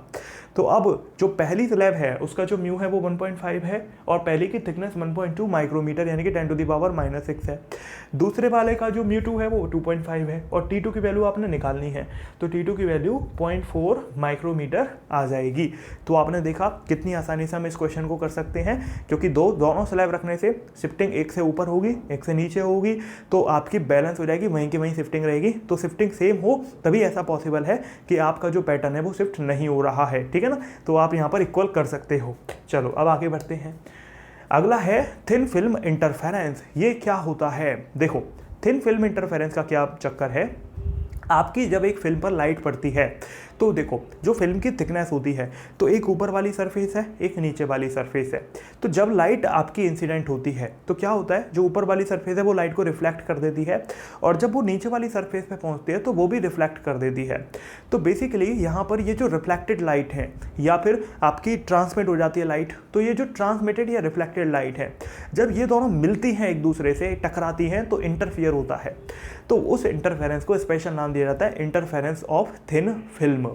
तो बच्चों यहाँ पर बस कुछ नहीं है, एक थिन फिल्म से जो लाइट रिफ्लेक्ट हो रही है उसकी वजह से जो इंटरफेरेंस हो रहा है उसको पढ़ाया जा रहा है। वैसे ये वही है जो अभी तक हम पढ़ते आ रहे हैं, बस यहाँ पर थिन फिल्म की वजह से हो रहा है तो थोड़ा सा अलग हो जाता है। ठीक है, तो देखो thin film interference is the phenomena that is a result of light wave being reflected of the two surface that are at a distance comparable to its wavelength। यहाँ पर ये सरफेस A है और ये सरफेस आपकी B है। तो दोनों सरफेस आपकी मान लो कुछ दूरी पर रखी हुई है T थिकनेस पे। तो आपकी लाइट इंसिडेंट हुई, ये रिफ्लेक्ट होके आपकी नंबर 1 लाइट आई। अब ये आपकी देखो, जब लाइट इस पर इंसिडेंट होगी तो कुछ लाइट रिफ्रैक्ट होकर नीचे चली जाएगी, है ना। रिफ्रैक्शन और रिफ्लेक्शन में अंतर होता है। तो जब ये लाइट नीचे जाएगी तो नीचे वाली सरफेस से लाइट रिफ्लेक्ट होकर ऊपर चली जाएगी। तो यहाँ पर आपका इस तरीके से पूरा 1 और 2 जो दोनों लाइट आई हैं ये दोनों टकरा जाती हैं, और टकराने के बाद में आपका इंटरफेरेंस हो जाता है। ठीक है ना। तो यहाँ पर यही है, जब light wave that reflect off the top and bottom surface interfere with one another we see different colour pattern. तो जब दोनों सरफेस से लाइट निकलती है, रिफ्लेक्ट होती है और वो टकराती है तो इंटरफेरेंस होता है और हमें कलर पैटर्न देखने को मिलता है। During this, the light reaches the boundary between the two media and part of it gets reflected and some part get transmitted। तो आपका कुछ पार्ट ट्रांसमिट हो जाता है, कुछ पार्ट रिफ्लेक्ट भी होता है। तो जो ट्रांसमिट होता है उसकी वजह से इंटरफेरेंस ड्यू टू ट्रांसमिशन देखेंगे हम, और जो रिफ्लेक्ट होता है उसकी वजह से इंटरफेरेंस ड्यू टू रिफ्लेक्शन देखेंगे। तो अब हम थोड़ा आगे बढ़ते हैं। देखो अब हम पहले देख रहे हैं interference due to reflected light. देखो आपका क्या है, यहाँ पर ये लाइट आ रही है, ये लाइट आ रही है इंसिडेंस एंगल पे और ये रिफ्रैक्शन एंगल है। ये लाइट आपकी रिफ्रैक्ट हो रही है। अब देखो आपकी ये लाइट आई तो कुछ हिस्सा तो आपका रिफ्लेक्ट हो गया, कुछ रिफ्रैक्ट हो गया। तो जो रिफ्लेक्ट हुआ वो आपका ऊपर चला गया, जो रिफ्रैक्ट हुआ वो नीचे चला गया। ठीक है। अब यहाँ पर कुछ जो हिस्सा आपका रिफ्रैक्ट हुआ था वो आपका इस वाली फिल्म से टकरा के रिफ्लेक्ट हो सकता है, तो ये रिफ्लेक्ट हो गया और ऊपर की तरफ रिफ्रैक्शन होकर निकल गया। तो जब ये टी और क्यू वाली जो लाइट है जब ये दोनों टकराएंगी तो यहाँ पर इंटरफेरेंस होता है। ठीक है। तो आपका जो पाथ डिफरेंस देखने को मिलता है वो 2 म्यू टी कॉस आर के बराबर आपको मिलता है। क्या मिलता है? पाथ डिफरेंस आपका 2 म्यू टी कॉस आर के बराबर आपको मिलता है। तो 2 म्यू टी कॉस आर हमारा यहाँ पे पाथ डिफरेंस होता है जब ये दोनों लाइट टकराती हैं, इंटरफेरेंस करती हैं। तो अब देखो सारा कहानी यहीं से आती है, क्योंकि आपको पता है इंटरफेरेंस कंस्ट्रक्टिव या डिस्ट्रक्टिव 2 तरीके का हो सकता है। अब अगर वो कंस्ट्रक्टिव होगा तो कब होता है और डिस्ट्रक्टिव होगा तो कब होता है, यहाँ पर थोड़ा सा चेंज है। ठीक है। क्या चेंज है? देखो इसमें कंस्ट्रक्टिव आपका n लैम्डा पे नहीं होता है, यहाँ पे कंस्ट्रक्टिव 2n+1 लैम्डा बाई 2 पर होता है, और डिस्ट्रक्टिव आपका n लैम्डा पर होता है। ठीक है ना। यहाँ पर थोड़ा उल्टा हो जाता है। तो देखो अगर जो हमारा पाथ रेफरेंस है 2 म्यू टी कॉस आर, अगर ये 2n+1 लैम्डा बाई 2 के बराबर है तो यहाँ पर आपको कंस्ट्रक्टिव मिलता है उल्टा। ठीक है। तो थोड़ा सा चेंज हो जाता है, ध्यान रखना, कंफ्यूज मत होना। ये आपका डिस्ट्रक्टिव का ही था इंटरफेरेंस में YDSE में, लेकिन यहाँ पर थोड़ा चेंज हो गया थिन फिल्म इंटरफेरेंस में। ठीक है। और यहाँ पर जो n है वो 0, 1, 2 कुछ भी हो सकता है। ठीक है ना। तो देखो 2n+1 लैम्डा बाई 2। अब आप में से एक डाउट आ सकता है बच्चों को कि सर आपने हमें पिछली बार डिस्ट्रक्टिव का यहाँ पर 2n+1 लैम्डा बाई 2 बताया है और पिछली बार आपने 2n-1 लैम्डा बाई 2 बताया था, ऐसा क्यों किया? बच्चों कोई अंतर नहीं है, यहाँ पर आप n 0 से ले रहे हो। ठीक है। n यहाँ पर अगर आप 0 से लेते हो तो आप ये यूज कर लो +1, अगर आप n की वैल्यू सीधे 1 से डालते हो 1, 2, 3, 4 ऐसे करके तो आप ये वाला माइनस यूज कर लो। ठीक है ना। तो कोई भी अंतर नहीं है, 0 से यूज करोगे तो 2n+1 कर लो और आंसर आना चाहिए, सीधी बात है। ठीक है। तो आपका जो पहला बनना चाहिए वो आपको पता होना चाहिए।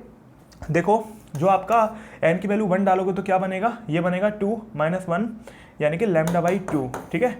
यहाँ पर आपका n की वैल्यू जब आप 0 डालोगे तो ये आपका लैम्डा बाई 2 बनेगा। ठीक है ना। तो दोनों बराबर आएंगे। यहाँ पर आपने n की वैल्यू 0 से स्टार्ट कर ली है, यहाँ पर 1 से स्टार्ट कर लिया, तो कोई फर्क नहीं पड़ता, सेम चीज़ है। ठीक है। अगर 2 mu t cos r n lambda के बराबर है तो n 0, 1, 2, 3 आप कुछ भी रखो तो आपको यहाँ पर डिस्ट्रक्टिव इंटरफेरेंस मिलता है। तो देखो 2 म्यू टी कॉस आर आपका पाथ डिफरेंस है। पाथ डिफरेंस अगर एन लैम्डा के बराबर है तो कंस्ट्रक्टिव की जगह यहाँ पे डिस्ट्रक्टिव मिल रहा है। अगर 2n+1 लैम्डा बाई 2 है तो डिस्ट्रक्टिव की जगह यहाँ पर कंस्ट्रक्टिव मिल रहा है। तो थोड़ा अंतर है, बस इतना सही है, बाकी फॉर्मूले तो सेम ही है, ठीक है ना। अगला है आपका ट्रांसमिटेड लाइट की वजह से इंटरफेरेंस। देखो क्योंकि थिन फिल्म में से कुछ लाइट आपकी रिफ्लेक्ट हो रही है तो कुछ ट्रांसमिट भी हो रही है, तो जो ट्रांसमिटेड लाइट है वो आपकी यहाँ पे बाहर निकल गई, तो इनमें जब इंटरफेरेंस होता है तो आपको यहाँ पर इनकी वजह से भी यहाँ पर देखने को मिलता है इंटरफेरेंस। तो पाथ डिफरेंस वही 2 म्यू टी कॉस आर ही होता है।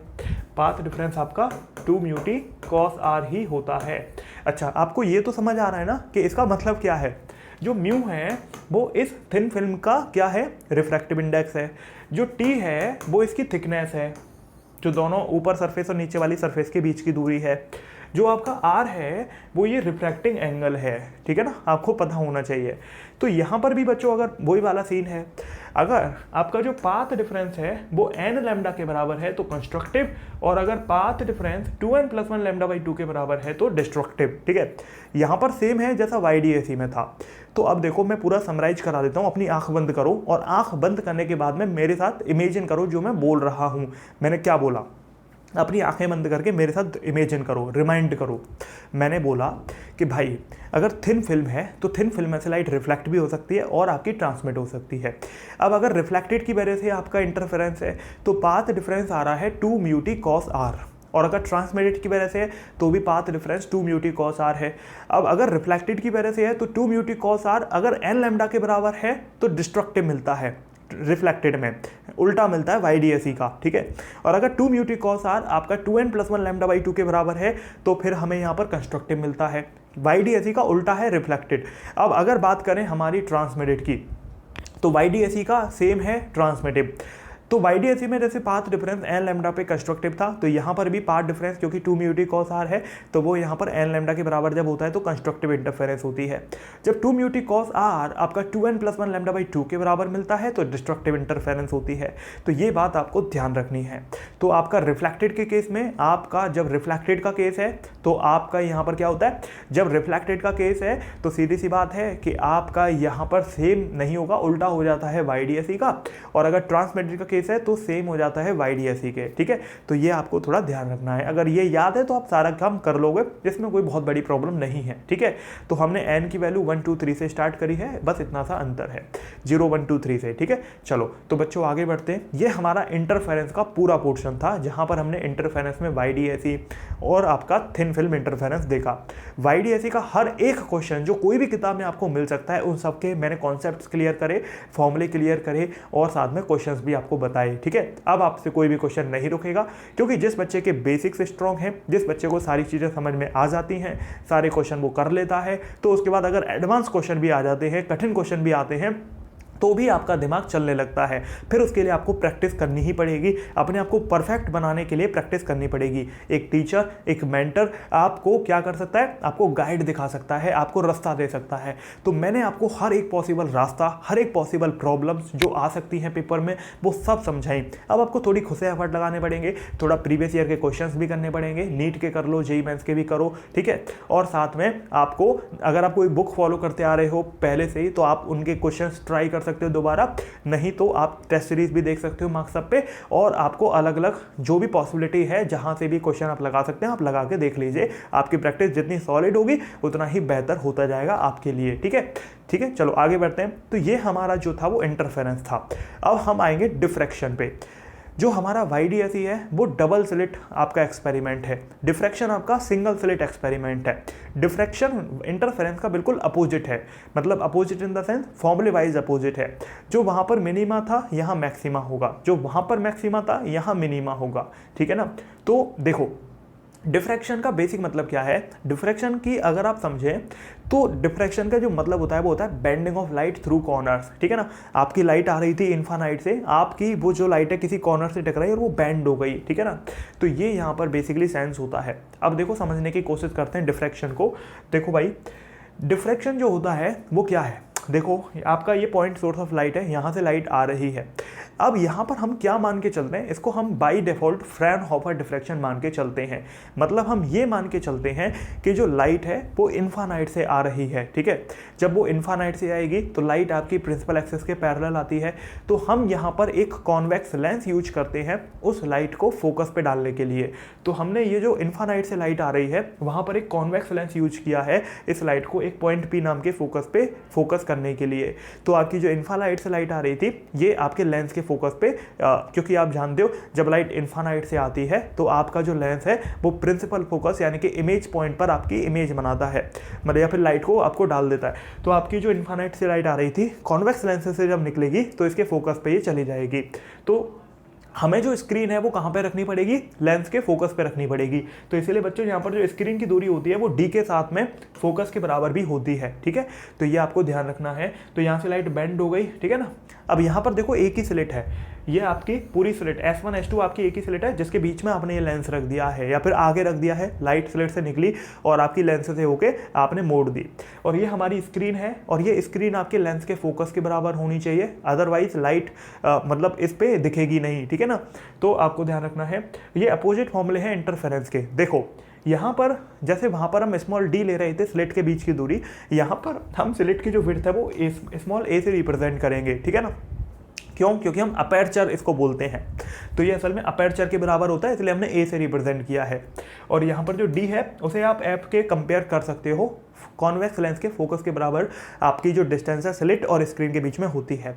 तो हमें याद करो जो पाथ डिफरेंस था इंटरफेरेंस के अंदर YDAC के अंदर वो क्या था, वो आपका डी साइन थीटा था, ठीक है ना, स्मॉल डी साइन थीटा। तो यहाँ पर भी पाथ डिफरेंस सेम है, ए साइन थीटा होता है। अब वही वाली बात है, पाथ डिफरेंस से हम डिसाइड कर सकते हैं कि मैक्सिमा है या मिनिमा है। तो देखो अगर पाथ डिफरेंस n लैम्डा के बराबर है तो मिनिमा है। क्यों? मैंने बताया ना उल्टा है, जो आपका इंटरफेरेंस में था YDAC में था उसके उल्टा बनेगा। तो पाथ डिफरेंस 2n + 1 λ/2 के बराबर है तो मैक्सिमा मिलता है। तो देखो मिनिमा मिलने के लिए आपको डेल्टा x की जगह n लैम्डा लिख दिया, ये a sin थीटा के बराबर आ गया। अगर 2n + 1 λ/2 है यानी कि मैक्सिमा है तो 2n + 1 λ/2 = a sin थीटा यहाँ से आ चुका है। और n की वैल्यू 1 2 3 4 5 इस तरीके से होती है, इंटीजर होती है, ठीक है। तो ये आपको ध्यान रखना है बच्चों। चलो आगे बढ़ते हैं। अब यहाँ पर कुछ इंपॉर्टेंट पॉइंट देखो, डिफ्रैक्शन इंटरफेरेंस से थोड़ा और अलग है। जैसे इंटरफेरेंस के अंदर आपका सेंट्रल ब्राइट और बाकी ब्राइट सेम विड्थ के थे, सेम ब्राइटनेस के थे। डिफ्रैक्शन में ऐसा नहीं होता। डिफ्रैक्शन में जो सेंट्रल ब्राइट है वो काफ़ी बड़ा विड्थ का होता है बाकी ब्राइट्स के कंपैरिजन में, और इवेंचुअली जो बाकी ब्राइट्स थे ना उनकी ब्राइटनेस कम भी होती जाती है, ठीक है। मैं आपको अभी दिखाऊंगा डायग्राम के थ्रू। तो देखो यहाँ पर कुछ फॉर्मूले हैं जो आपको ध्यान रखने पड़ेंगे। सेंट्रल मैक्सिमा की जो लीनियर विड्थ होती है वो 2 λ/d/a के बराबर होती है, और जो एंगुलर विड्थ होती है वो 2 λ/a के बराबर होती है। जो लीनियर विड्थ होती है दूसरे मैक्सिमा की वो λd/a होती है। तो गौर से देखो ये λd/a है जबकि ट्वाइस ऑफ λd/a है। तो यहाँ पर सेंट्रल मैक्सिमा ज़्यादा होता है, सेंट्रल मैक्सिमा डबल होता है बाकी मैक्सिमा का 2 λd/a, और जो बाकी मैक्सिमा है वो केवल λd/a होते हैं, ठीक है। और एंगुलर विड्थ जैसे वहाँ पर एंगुलर फ्रिंज था कितना, एंगुलर फ्रिंज में वहाँ पर लैम्डा था, जो अल्फा था वो λ/d के बराबर था, स्मॉल d के बराबर। यहाँ पर भी वही काम है, जो एंगुलर फ्रिंज विड्थ है यहाँ पर वो कितना है, वो 2 λ/a के बराबर है, ठीक है ना। तो ये आपको ध्यान रखना है, ठीक है। चलो आगे बढ़ते हैं। अब ये हमारा जैसे हमने इंटरफेरेंस के अंदर पैटर्न देखा था, ये वही है पैटर्न है डिफ्रैक्शन का। तो यहाँ पर ये सेंट्रल ब्राइट है जो सबसे ज़्यादा विड्थ है इसकी, ठीक है। और फिर उसके बाद में ये फर्स्ट मिनिमा है, ओके, जो लैम्डा पर बनेगा, क्योंकि आपको पता है ना मिनिमा n लैम्डा पर बनता है। तो फर्स्ट आपका लैम्डा पे, सेकंड 2 लैम्डा पे, थर्ड 3 लैम्डा पे, है ना। तो यहाँ पर ये लैम्डा पे, फिर ये 2 लैम्डा पे, फिर अगले वाला 3 लैम्डा पे। जो मैक्सिमा है वो 3 λ/2 पर बना, और ये फिर 5 λ/2 पर बना, ठीक है ना। तो बच्चों यहाँ पर सेंट्रल ब्राइट की, सेंटर वाले की सबसे ज़्यादा विड्थ है, सबसे ज़्यादा ब्राइटनेस है, और बाकी सबकी कम होती जाती है, डिमनेस होती जाती है, और एक टाइम बाद ख़त्म हो जाती है।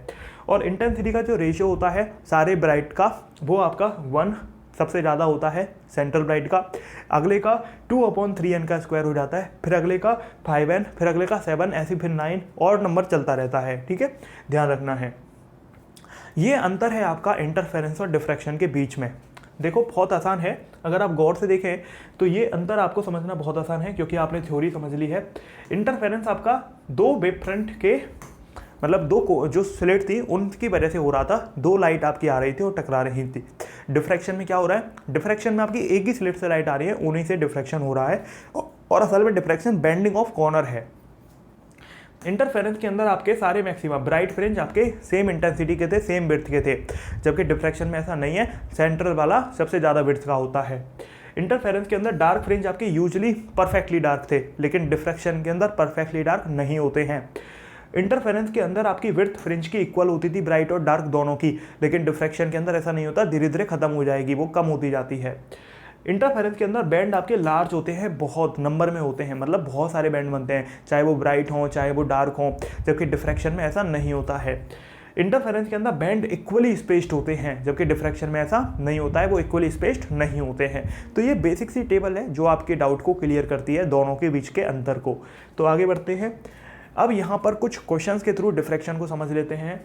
Light of wavelength 6000 angstrom is incident on a single slit of width इतने सेंटीमीटर, ठीक है। Calculate the angular width of central maxima. अब ये प्योर फॉर्मूला बेस्ड क्वेश्चन है, तो जो आपकी एंगुलर विड्थ होती है वो 2 लैम्डा अपॉन ए होती है, ठीक है। लैम्डा की वैल्यू गिवन है। विड्थ देखो, सिंगल स्लिट की जो विड्थ है वो अपर्चर के बराबर है, ए के बराबर याद करो, तो यहाँ पर आपने रख दिया विड्थ को 18 × 10⁻⁻5 सेंटीमीटर की जगह पर मैंने मीटर के लिए 10⁻⁻2 रख दिया। काटाकुटी कर लो तो आपको 2/3 रेडियन या फिर आप कह सकते हो 40 डिग्री के आसपास आंसर मिलेगा, ठीक है। चलो आगे बढ़ते हैं। अगला है आपकी लाइट है जिसकी वेवलेंथ 6000 एंगस्ट्रॉम है, और वो एक सिंगल स्लिट पे आपने जिसकी विड्थ है 12 × 10⁻⁻5 सेंटीमीटर, ठीक है। आपकी लाइट की वेवलेंथ दे रखी है, सिंगल स्लिट की विड्थ दे रखी है। बोलता है calculate half angular width of central maxima. क्या आपको पता है फुल एंगुलर विड्थ क्या होती है? फुल एंगुलर विड्थ होती है 2 λ/a। तो हाफ क्या होगी? केवल λ/a। तो अब हमने वही किया है, λ/a निकाल लिया, इधर लैम्डा की वैल्यू रख दी जो 6000 एंगस्ट्रॉम गिवन है, एंगस्ट्रॉम की जगह 10⁻⁻10 आ गया। विड्थ है आपकी 12 × 10⁻⁻5 सेंटीमीटर का 10⁻2, तो ये टोटल 10⁻7 हो गया। काटाकुटी करने के बाद हाफ या 30 डिग्री के बराबर आएगा, तो आप यहाँ से ध्यान रखेंगे, ठीक है। चलो अगला है, लाइट है 5000 एंगस्ट्रॉम वेवलेंथ की, और वो एक इंसिडेंट होती है सिंगल स्लिट पे, by which distance of first minima from centre is 5 millimetre. आपको बोलता है पहले मिनीमा की डिस्टेंस सेंटर से 5 मिलीमीटर है, ठीक है ना। तो पहला मिनीमा सेंटर से 5 मिलीमीटर दूरी पर बनता है, जो सेंट्रल ब्राइट है ना उससे 5 मिलीमीटर हाइट पर बनता है। फिर कहता है calculate width of slit if screen is at 2 metre. तो आपको बोला गया है कि स्लिट और स्क्रीन के बीच की दूरी 2 मीटर है, तो विड्थ आपको यहाँ पर स्लिट की कैलकुलेट करनी है, मतलब एक तरीके से आपको ए पूछा गया है, ठीक है ना। तो बच्चों आपको वेवलेंथ गिवन है 5000 एंगस्ट्रॉम, आपको स्लिट के बीच की और स्लिट और स्क्रीन के बीच की डिस्टेंस गिवन है 2 मीटर। आपको यहाँ पर पहला मिनीमा 5 मिलीमीटर पे गिवन है, बोला है ना, देखो कि फर्स्ट मिनीमा 5 मिलीमीटर पे बनता है। अच्छा, मिनीमा क्या होता है? यहाँ पर मिनीमा n λ/d/a होता है, तो n λ/d/a आपने लगाया, ठीक है ना, क्योंकि आपको याद है ना इधर का डिफ्रैक्शन का मिनीमा इंटरफेरेंस के मैक्सिमा जैसा होता है, ठीक है। तो आपने वैल्यू पुट करनी है, जो x दे रखा है मिनीमा का वो 5 मिलीमीटर है, तो इधर आपने रखा मिलीमीटर को मीटर में कन्वर्ट कर दिया 10⁻³ से। आपकी n की वैल्यू कितनी है? फर्स्ट है, तो n की वैल्यू आपने फर्स्ट रखी। आपकी जो वेवलेंथ है वो 5000 एंगस्ट्रॉम है, और आपका जो d है, जो स्क्रीन और स्लिट के बीच की दूरी है वो 2 मीटर है, आपने यहाँ पुट की। आपको a की वैल्यू यहाँ से कैलकुलेट करके मिल जाएगी। तो आप अगर कैलकुलेट करें तो कितना आएगा? 5 से 5 कट जाएगा, ये 10⁻+3 है, 10⁻−7 बचेगा, और इधर आएगा ये 2, ये a इधर आ जाएगा, ऊपर आपका कितना बचेगा, और इधर से ले जाओ इसको, तो a की वैल्यू आपकी आ जाएगी 2 × 10⁻⁻4, ठीक है। इतने मीटर आपकी वैल्यू आ जाएगी, 2 × 10⁻⁻4 मीटर, ठीक है। चलो आगे बढ़ते हैं। अब अगला क्वेश्चन क्या कहता है, आपकी एक सिंगल स्लिट डिफ्रैक्शन एक्सपेरिमेंट है, उसमें जो एंगुलर पोजीशन है पहले मैक्सिमा की वो आपकी 5.2 डिग्री है। क्या बोला गया है? आपके पहले मैक्सिमा की पोजीशन 5.2 डिग्री है, पहला मैक्सिमा, ठीक है। तो आपको पता है ना इंटरफेरेंस का मिनिमा यहाँ पर मैक्सिमा होता है, मतलब 2n+1 λ/2 के हिसाब से आप यहाँ पे पहला मैक्सिमा देखोगे। When the slit width is 0.01 millimetre, slit width क्या होता है? ए की वैल्यू होती है। अगर साइन 5.2 डिग्री आपका 0.0906 है तो आपको बताना है वेवलेंथ लाइट की क्या होगी जो यूज करी गई है। अब ये क्वेश्चन कितना आसान है, क्योंकि आपको जो सबसे बड़ी प्रॉब्लम थी वो एंगल की थी, वो क्वेश्चन ने पहले ही दे रखी है। देखो भाई, अगर सिंगल स्लिट डिफ्लेक्शन पैटर्न है तो उसके हिसाब से आपको एक चीज़ पता है कि जो पाथ डिफरेंस है, ठीक है, वो डेल्टा एक्स आपका ए साइन थीटा के बराबर होता है। और क्योंकि यहाँ पर मैक्सिमा है तो आपको ये भी पता होगा कि 2n+1 λ/2 यूज करोगे पाथ डिफरेंस के लिए, और ये मेरा ए साइन थीटा के बराबर है। क्योंकि n की वैल्यू आपकी कितनी है, फर्स्ट है, बोला है ना फर्स्ट मैक्सिमा, तो n की वैल्यू 1 यूज करोगे तो ये आपका 2+1 3 λ/2 हो जाएगा। तो यहाँ पर मैंने बस यही लिखा है कि जो ए साइन थीटा है वो 3 λ/2 के बराबर हो जाएगा। अब साइन थीटा की वैल्यू आपको डायरेक्टली गिवन है 0.0906, क्योंकि एंगल अजीब सा है ना 5.2 डिग्री, तो इस वजह से आपको ऑलरेडी गिवन है। तो आप इट इज़ गिवन दैट ए की वैल्यू 0.01 मिलीमीटर है, भैया ये भी गिवन है। देखो आपने यहाँ से इसको सॉल्व किया, अब 0.01 मिलीमीटर को आप क्या लिखोगे 10⁻⁻5 मीटर, जो कि 10⁻³ तो मिलीमीटर की वजह से आ गया मीटर में कन्वर्ट करने पर, और 0.01 10⁻² के बराबर होता है, तो टोटल 10⁻5 मीटर हो जाएगा। थीटा आपका 5.2 डिग्री दे रखा है, तो एंगल के हिसाब से आपको वैल्यू भी दे रखी है साइन थीटा की 0.0906। तो आपको क्या करना है, वेवलेंथ निकालनी है। तो कैसे निकालोगे, वेवलेंथ निकालना बहुत आसान है, 2 को इधर ले जाओ, अपॉन 3 कर दो, तो देखो जो लैम्डा की वैल्यू आएगी वो 2 into A sine theta divide by 3 हो जाएगा। 2 की वैल्यू गिवन है, ए की वैल्यू आपकी 10⁻⁵ है, साइन थीटा की वैल्यू 0.09 है, 3 नीचे करो, सॉल्व कर लो, तो लगभग 6040 एंगस्ट्रॉम आपकी वैल्यू यहाँ से आएगी। तो आपको ध्यान रखना है ऐसे क्वेश्चंस को कैसे अप्रोच करते हैं, ठीक है ना। चलो अगला क्वेश्चन देखते हैं। आपका फ्रेनहोफर डिफ्रैक्शन है जहाँ पर सिंगल स्लिट विड्थ 0.3 मिलीमीटर है, ठीक है ना। जो सिंगल स्लिट की विड्थ है वो 0.3 मिलीमीटर है। अगर डिफ्रैक्शन पैटर्न आपका फॉर्म होता है in the focal plane of a lens of focal length 1 metre, मैंने आपको बताया था ना कि आपका जो, क्योंकि हम यहाँ पर इन्फानाइट से रेज मानते हैं फ्रॉनहोफर डिफ्रैक्शन के केस में, तो आपका जो कॉन्वेक्स लेंस है वो असल में जो रेज है उनको फोकस करता है अपने फोकल लेंथ पे। तो अब क्योंकि आपकी जो स्क्रीन है वो फोकल लेंथ भी होनी चाहिए, तो स्क्रीन की जो डिस्टेंस है असल में स्लिट से वो आपकी फोकस के बराबर ही होती है लेंस के, ठीक है ना। तो डी या एफ कुछ भी यूज कर सकते हो। तो मान लो आपको यहाँ पर n λ/d/a यूज करना है, तो वहाँ पर आपने देखो यहाँ तो, अब यहाँ पर अगर आप एक चीज़ गौर से देखें तो जो n λ/d था ना उसकी जगह पर आप f यूज कर सकते हो, क्योंकि मैंने क्या बताया, स्लिट और स्क्रीन के बीच की दूरी उतनी ही होती है जितना कॉन्वेक्स लेंस का फोकस है।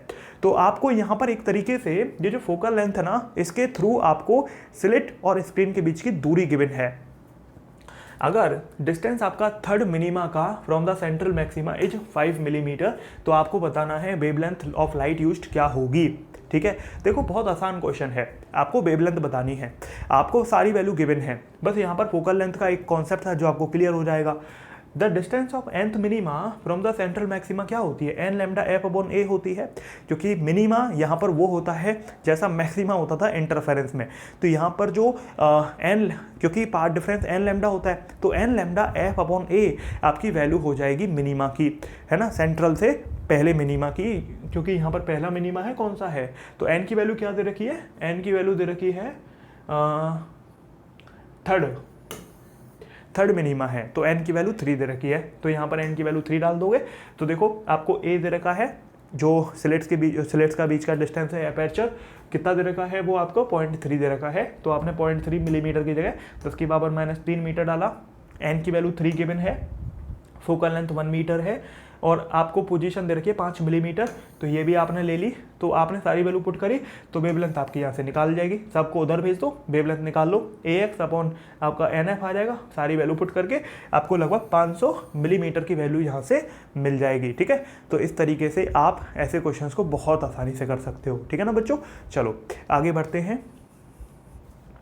अब है हमारा पोलराइजेशन। अभी तक हमने क्या क्या पढ़ा, इंटरफेरेंस पढ़ा, फिर हमने YDSE पढ़ा, थिन फिल्म इंटरफेरेंस पढ़ा, डिफ्रैक्शन पढ़ा, क्वेश्चंस करे बहुत सारे। अब हम आएंगे पोलराइजेशन पे। तो पोलराइजेशन का क्या कॉन्सेप्ट है, देखो बच्चों, आपकी जो नॉर्मल लाइट होती है ना, वो आपके उसके जो वेक्टर है वो हर डायरेक्शन में आपके ट्रेवल कर सकते हैं, हर डायरेक्शन में वाइब्रेट करते हैं। लेकिन मान लो हमें बेसिकली पोलराइजेशन जो है वो यूज करी जाती है कि जो भी, देखो असल में जो दुनिया में पोलराइजर पाए जाते हैं वो इलेक्ट्रिक फील्ड के ज़्यादा पाए जाते हैं मैग्नेटिक फील्ड के कंपैरिजन में। जो आपकी लाइट है वो एक EM वेव होती है। तो EM वेव की खास बात क्या होती है मेरे प्यारे बच्चों, EM वेव की खास बात ये होती है कि EM वेव में इलेक्ट्रिक फील्ड, मैग्नेटिक फील्ड और डायरेक्शन ऑफ प्रोपेगेशन होते हैं जो एक दूसरे के परपेंडिकुलर होते हैं। तो इलेक्ट्रिक फील्ड, मैग्नेटिक फील्ड और डायरेक्शन ऑफ प्रोपेगेशन एक दूसरे के परपेंडिकुलर होते हैं। अब देखो यहाँ पर बेसिकली क्या होता है कि जो इलेक्ट्रिक फील्ड वेक्टर है लाइट का, तो उसको इस तरीके से आप जब भी वो पोलराइजर से निकाला जाएगा तो उसको कन्फाइन किया जाता है एक ही डायरेक्शन में घूमने के लिए, एक ही डायरेक्शन में वाइब्रेट करने के लिए, ठीक है ना। तो अभी तक देखो, मान लो ये नॉर्मल केस है जहाँ पर आपका अनपोलराइज्ड लाइट है, यहाँ पर आपकी जो वेव है वो हर डायरेक्शन में आपकी वाइब्रेट कर रही है। जैसे ही हम इसको पोलराइजर से बाहर निकालते हैं वैसे ही ये जो लाइट है इसके जितने भी कंपोनेंट हैं बाकी डायरेक्शन के वो सब एब्जॉर्ब कर लेता है पोलराइजर, ब्लॉक कर देता है और केवल अलाउ करता है एक ही कंपोनेंट को जिसमें हम चाहते हैं कि जो आपकी perpendicular to the direction flow के आपका इलेक्ट्रिक फील्ड वाइब्रेट करे, ठीक है ना। तो यहाँ पर पोलराइजर ने क्या किया, सारे इलेक्ट्रिक फील्ड वेक्टर की डायरेक्शन को ब्लॉक कर दिया, एब्जॉर्ब कर लिया और केवल एक ही डायरेक्शन में इलेक्ट्रिक फील्ड को वाइब्रेट करने के लिए अलाउ किया। तो यहाँ पर देखो एक ऑर्डिनरी सोर्स जो होता है जैसे बल्ब, ठीक है ना, उसमें आपके large number of wave emitted होती है एटम और मॉलिक्यूल्स के द्वारा इन ऑल डायरेक्शन सिमेट्रिकली। तो ऐसी लाइट्स को अनपोलराइज्ड लाइट बोला जाता है। जैसे आप यहाँ पर देख सकते हो अनपोलराइज्ड लाइट है आपकी, ठीक है। तो यहाँ पर जब आप इसको पास करते हो किसी प्रिज्म के थ्रू, निकोल प्रिज्म या फिर आप कह सकते हो किसी पोलराइजर के थ्रू, तो आपका जितने भी इलेक्ट्रिक फील्ड की डायरेक्शन थी उन सबको ब्लॉक कर देते हैं और केवल एक ही डायरेक्शन में हम इसको कन्फाइंड कर देते हैं, तो उसको हम पोलराइज्ड लाइट बोल देते हैं, ठीक है। चलो अब यहाँ पर देखो, if we confine the direction of wave vibration of electric vector in one direction perpendicular to the direction of wave propagation, such type of light is called plane polarized या linearly polarized, ठीक है। तो मैंने क्या बोला, मैंने यही बोला कि आप पोलरॉइड या निकल प्रिज्म की हेल्प से, या तो पोलरॉइड्स या फिर निकोल प्रिज्म की हेल्प से आप इलेक्ट्रिक फील्ड वेक्टर जो अलग अलग डायरेक्शन में वाइब्रेट कर रहे थे उनको जब कन्फाइंड कर देते हैं केवल एक ही डायरेक्शन के लिए, तो आपकी वो लाइट पोलराइज्ड कहलाती है, ठीक है। The phenomena by which we restrict the vibrations of wave in a particular direction perpendicular to the direction of wave propagation is called polarization। इस जो फिनोमेना यहाँ पर हो रहा है जहाँ पर आप अलग अलग डायरेक्शन में वाइब्रेशन को ब्लॉक करके केवल एक डायरेक्शन में लाइट को लेके आ रहे हो, उसको पोलराइजेशन बोलते हैं, ठीक है। The plane of vibration is that which contain the vibration of electric field vector and plane of polarization is perpendicular to the plane of vibration, ठीक है ना। तो आपको ध्यान रखना है कि आपका जो इलेक्ट्रिक फील्ड का प्लेन होता है वो वही होता है जो आपका परपेंडिकुलर है डायरेक्शन ऑफ प्रोपेगेशन से। अगर लाइट ऐसे प्रोपेगेट कर रही है एक्स डायरेक्शन में तो इलेक्ट्रिक फील्ड आपका परपेंडिकुलर डायरेक्शन में प्रोपेगेट करेगा, आपको ध्यान रखना है, ठीक है। अब है आपका पोलराइजेशन का कॉन्सेप्ट। देखो पहला होता है पोलराइजेशन बाई रिफ्लेक्शन, जिसको हम ब्रीस्टर्स लॉ बोलते हैं। तो यहाँ पर रिफ्लेक्शन के थ्रू पोलराइजेशन हम करते हैं। तो यहाँ पर क्या होता है बच्चों, आप यहाँ पर during reflection of a wave we obtain a particular angle, जिसे हम एंगल ऑफ पोलराइजेशन बोलते हैं, for which the reflected light is completely plane polarized, ठीक है। मान लो आपने ऊपर रेयर मीडियम लिया और नीचे डेंसर मीडियम लिया, आपकी लाइट नीचे से ऊपर से नीचे आ रही थी, ठीक है। तो जो लाइट आती है, देखो जब ये लाइट नीचे आएगी तो इसमें क्या होता है, बेसिकली जो लाइट होती है उसका कुछ हिस्सा आपका रिफ्लेक्ट हो जाता है, कुछ रिफ्रैक्शन में चला जाता है। तो अब देखो यहाँ पर एक एंगल ऐसा होता है, ये जो एंगल इंसिडेंस का है ये एक एंगल ऐसा हो जाता है जिसको एंगल ऑफ पोलराइजेशन बोलते हैं, कि जिस पर आपकी जो लाइट है जो रिफ्लेक्ट हो रही होती है और जो रिफ्रैक्ट हो रही होती है वो 90 डिग्री पर आ जाते हैं। और सबसे बड़ी बात, जो लाइट रिफ्लेक्ट होती है वो कंप्लीटली पोलराइज्ड मिलती है और जो रिफ्रैक्ट होती है वो पार्शियली पोलराइज्ड है। मतलब आपके कुछ कुछ वेक्टर तो पोलराइज्ड हो जाते हैं लेकिन कुछ कुछ वेक्टर आपके अभी पोलराइज्ड इसमें नहीं होते। तो अब मैंने क्या बताया, समरी बता देता हूं। मैंने ये बताया कि जब आपकी लाइट रेयर मीडियम से डेंसर मीडियम में आ रही होती है तो कई बार एंगल ऑफ पोलराइजेशन आपको मिलता है। तो एंगल ऑफ पोलराइजेशन रिसीव होते ही आपको क्या मिलता है कि कुछ लाइट जो रिफ्लेक्ट हो रही है और कुछ लाइट जो रिफ्रैक्ट हो रही है वो दोनों 90 डिग्री पर आ जाते हैं, और जो रिफ्लेक्ट हो रही है वो लाइट ऐसी होती है जो प्लेन पोलराइज होती है कंप्लीटली। जो रिफ्रैक्ट हो रही होती है वो लाइट ऐसी होती है जिसमें केवल कुछ ही वेक्टर आपके पोलराइज होते हैं, बाकी आपकी वो पोलराइज नहीं होती है। तो यहाँ पर हमें क्या देखने को मिलता है, जब एक्सपेरिमेंट करके देखा गया, ब्रूस्टर ने जब देखा तो उन्होंने बताया कि जो आपका tan IP है वो म्यू के बराबर है। तो उन्होंने क्या बताया कि जो आपका एंगल ऑफ पोलराइजेशन है जब आप उसका tan थीटा निकालोगे तो वो म्यू के बराबर आता है। म्यू क्या है, यहाँ पर हमारा रिफ्रैक्टिव इंडेक्स है डेंसर मीडियम का। तो यहाँ पर आपने ये देखा, मतलब आपने नहीं, ब्रूस्टर ने देखा, क्या देखा कि जब आपकी लाइट प्लेन पोलराइज्ड होती है रिफ्लेक्शन के थ्रू तो आपका जो एंगल ऑफ पोलराइजेशन है tan IP आपका म्यू के बराबर आता है। ठीक है, तो उसी को ब्रूस्टर लॉ बोल देते हैं। अब यहाँ पर देखो, ये एक बहुत इंटरेस्टिंग पॉइंट है जो आपको समझ में आना चाहिए। यहाँ पर क्या हो रहा है, यहाँ पर देखो आपका ये एक अनपोलराइज्ड लाइट थी। अनपोलराइज्ड लाइट आपने ये अलग अलग डायरेक्शन में आपकी ट्रेवल कर रही है, वाइब्रेट कर रही है। इसकी इंटेंसिटी सपोज I0 थी। ठीक है, अब आपने क्या किया, आपने एक पोलराइजर के थ्रू इसको पास किया।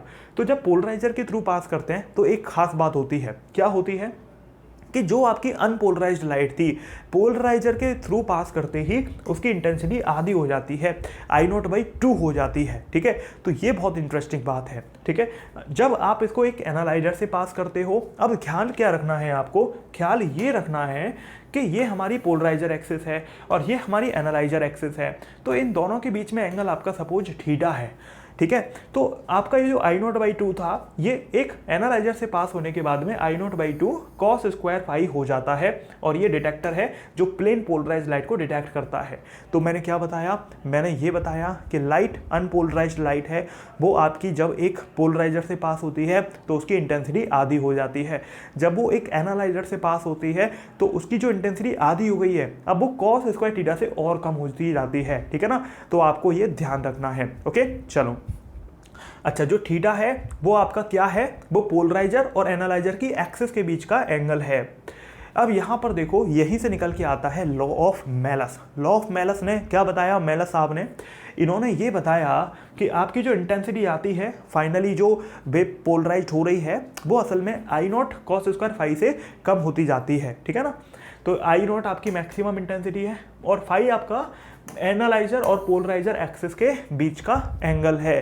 ठीक है ना, ध्यान रखना ये जो I0 है ये असल में वो इंटेंसिटी है जो पिछले वाले पोलराइजर से निकल के आई है या एनालाइजर से निकल के आई है। मान लो आपने एक पोलराइजर लगाया तो अनपोलराइज्ड लाइट जब पोलराइजर से निकलेगी तो उसकी इंटेंसिटी आधी हो जाएगी। मान लो अनपोलराइज्ड की I0 थी, तो जैसे ही वो पोलराइजर से निकलेगी तो आपकी I0/2 हो जाएगी। अब जब वो एनालाइजर से निकलेगी तो पहले एनालाइजर से निकली मान लो तो वो I0/2 cos स्क्वायर फाई हो जाएगी। जब वो अगर आपने दूसरा भी एनालाइजर रास्ते में लगा रखा है तो अब वो I0 cos स्क्वायर फाई का cos स्क्वायर फाई होगी। ठीक है ना, मतलब आपका जो cos स्क्वायर फाई है वो पिछले वाली जो इंटेंसिटी बची हुई है उसका होता है। ठीक है, ध्यान रखना है। चलो, अब यहाँ पर ये एक एग्जाम्पल है जो मैंने आपको बताया वर्बली, उसको यहाँ पर समझो। आपकी ये अनपोलराइज्ड लाइट थी जिसकी इंटेंसिटी I0 थी। जब ये एक पोलराइजर से होकर निकली तो इसकी इंटेंसिटी आधी हो गई। जब ये एक एनालाइजर से होकर निकली तो यहाँ पर क्या हुआ, ये आपकी जो एक्सिस है वो कौन सी है, पोलराइजर एक्सिस है। जब एनालाइजर से निकली तो ये आपकी एनालाइजर एक्सिस है। तो यहाँ पर क्या हुआ कि आपकी जो ये इंटेंसिटी आई है I0/2, तो आपने क्या किया, इस एनालाइजर को ऐसे टिल्ट किया थीटा एंगल पे, θ1 एंगल पे, किससे, पोलराइजर से।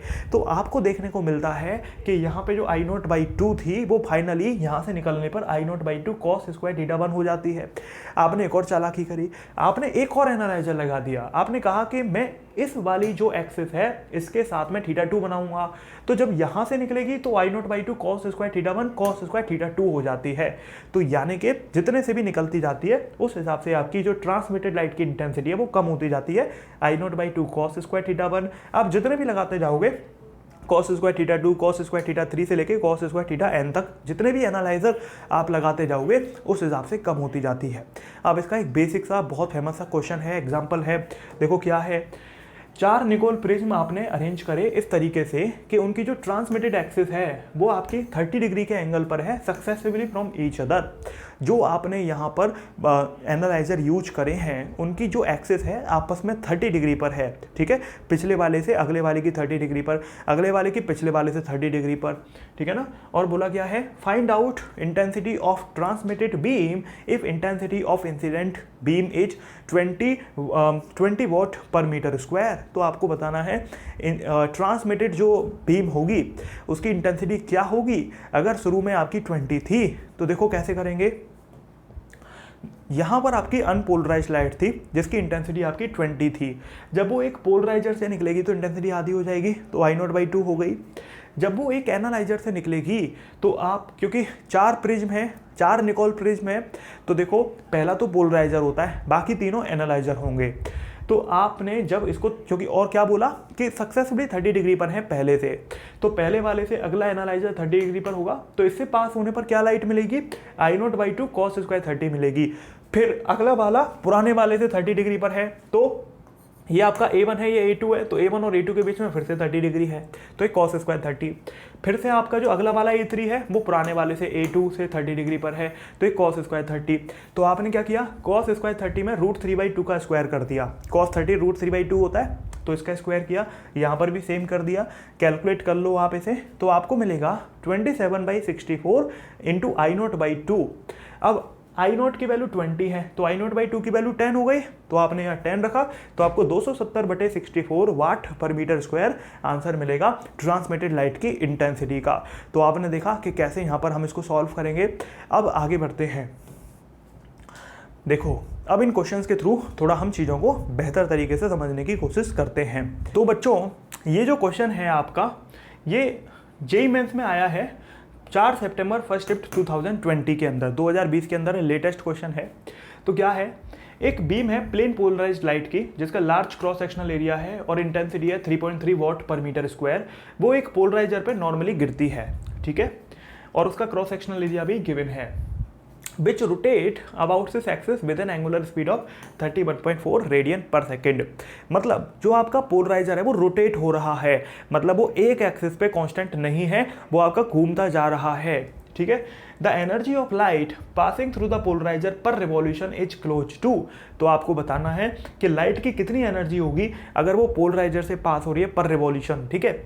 अब देखो भाई, आपको अगर पता हो ना तो इंटेंसिटी जो होती है वो असल में energy per unit area per unit time होती है। तो एनर्जी क्या होगी, एनर्जी होगी average intensity into area into time, क्योंकि आप यहाँ पर एक इंटेंसिटी तो ले नहीं सकते। जब वो पोलराइजर घूम रहा है रेगुलर तो आपकी इंटेंसिटी अलग अलग एक्सिस पे अलग अलग निकल रही होगी, लेकिन अगर आप उसका एवरेज ले लो तो आपने मान लिया कि आपने, मतलब जितनी बार भी वो घूमा जितने एंगल पे, तो आपने ये समझ लिया कि आपने एवरेज इंटेंसिटी ले ली जो उस पोलराइजर से फिल्टर होकर निकलेगी।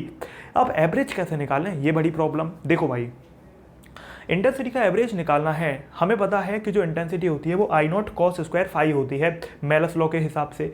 तो इसका एवरेज निकाल लो, I0 का एवरेज तो I0 ही रहता है, लेकिन cos स्क्वायर थीटा का एवरेज 1/2 होता है।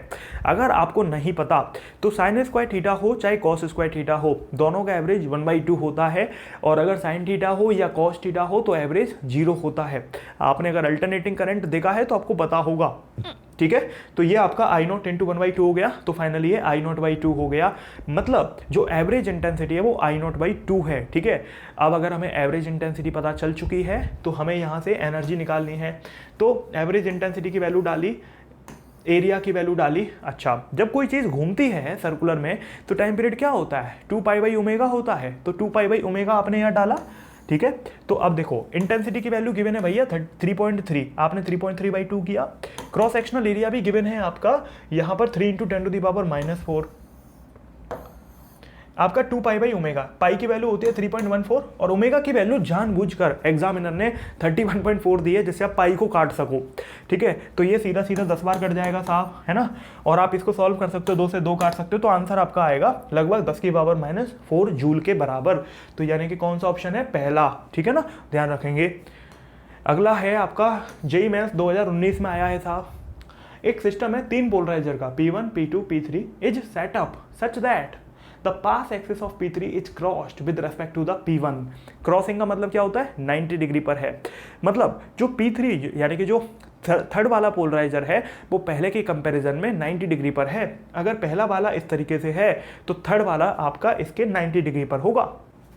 The pass axis of P2 is inclined at 60 degree to the P3, यानी कि जो सेकंड वाला है वो P3 से 60 डिग्री पर इंक्लाइंड है। देखो मतलब जो ये वाली एक्सिस है वो इस वाली एक्सिस से 60 डिग्री पर इंक्लाइंड है।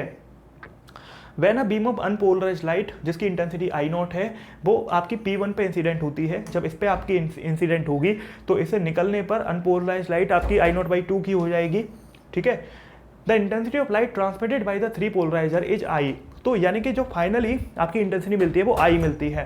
तो रेशियो क्या होगा I0 का और I का, समझा क्वेश्चन आपने। देखो शुरू में आपकी इंटेंसिटी अनपोलराइज्ड लाइट की I0 थी, जब वो इन तीनों पोलराइजर से निकली तो उसकी इंटेंसिटी I हो जाती है। तो उनका रेशियो आपसे पूछा है। अब देखो बच्चों इस क्वेश्चन को करना बहुत आसान है अगर आपके बेसिक्स क्लियर हैं तो। देखो भाई अगर आप P1 से देखो आपको पता होना चाहिए पहला वाला पोलराइजर का काम करता है, बाकी वाले एनालाइजर। तो आप P1 से जब निकालोगे तो I0/2 हो जाएगी। तो भाई ये I0/2 हो गई।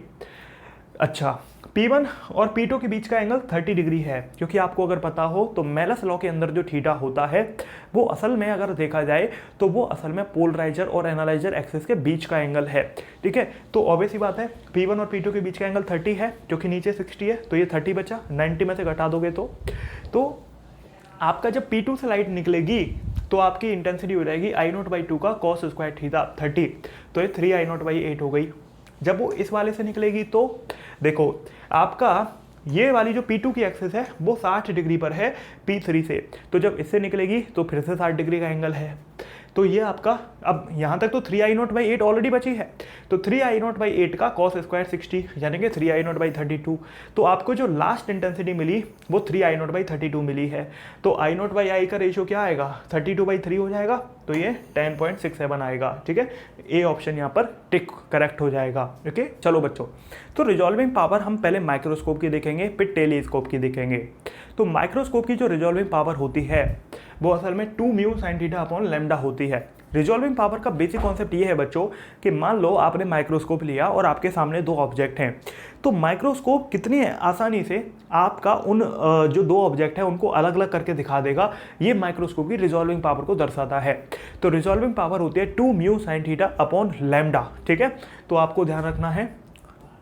अब है टेलीस्कोप की रिजॉल्विंग पावर। देखो टेलीस्कोप के अंदर जो क्लोज ऑब्जेक्ट हैं जैसे बाइनरी स्टार्स हो गए या इंडिविजुअल स्टार्स हो गए गैलेक्सीज के, वो बहुत छोटा एंगल डालते हैं टेलीस्कोप पे। To resolve them we need very large apertures. देखो मैंने क्या बोला, टेलीस्कोप जो है वो क्या देखने के काम आता है, टेलीस्कोप आपके स्टार्स को देखने के काम आता है। तो मान लो कई बार दो बहुत पास पास स्टार्स हैं, तो अगर उनको हमें अलग अलग देखना है तो हमें टेलीस्कोप की रिजॉल्विंग पावर की ज़रूरत पड़ती है। तो हम क्या करते हैं, हम यहाँ पर रिजॉल्विंग पावर के हिसाब से देखते हैं कि हम क्या कर सकते हैं। तो हम अपर्चर को बढ़ा देते हैं तो हमें उनकी रिजॉल्विंग पावर बढ़ जाती है। अब वही सब समझाऊंगा मैं आपको।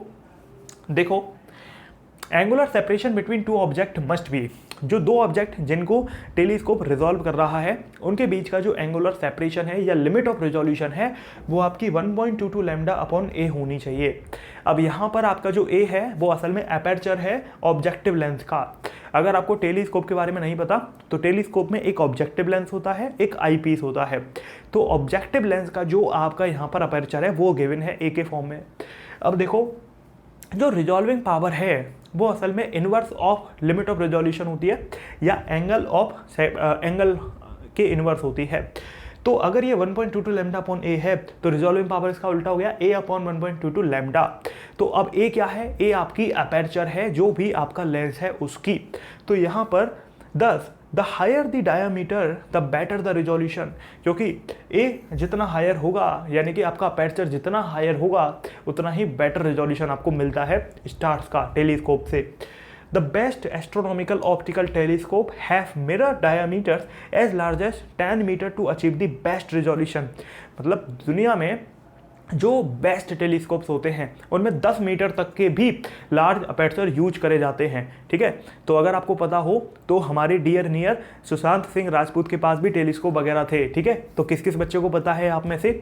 अब देखो also the larger wavelength reduce the resolving power and consequently radio and microwave telescope need larger mirror, ठीक है ना। तो जब आप वेवलेंथ को बढ़ा देते हो तो रिजॉल्विंग पावर कम हो जाती है। तो अगर आपको रेडियो वेव या माइक्रोवेव देखनी है जिनकी वेवलेंथ बहुत हाई होती है, तो फिर ऐसे केस में आपको यहाँ पर क्या करना पड़ता है, रिजॉल्विंग पावर आपकी कम हो जाती है, तो इसलिए हमें फिर यहाँ पर ज़्यादा अपर्चर बड़े यूज करने पड़ जाते हैं उसको बैलेंस करने के लिए, ठीक है। ऐसे क्वेश्चन आपके बहुत इंपॉर्टेंट होते हैं। देखो क्वेश्चन क्या कहता है, ये नीट 2020 में आया है। Assume the light of wavelength 600 nanometre is coming from a star, ठीक है। आपने अज्यूम किया एक लाइट है 600 नैनोमीटर की, वो एक स्टार से आती है। The limit of resolution of telescope whose objective has a diameter of 2 metre is क्या होगा। तो टेलीस्कोप का आपको यहाँ पर क्या पूछा है, लिमिट ऑफ रिजोल्यूशन।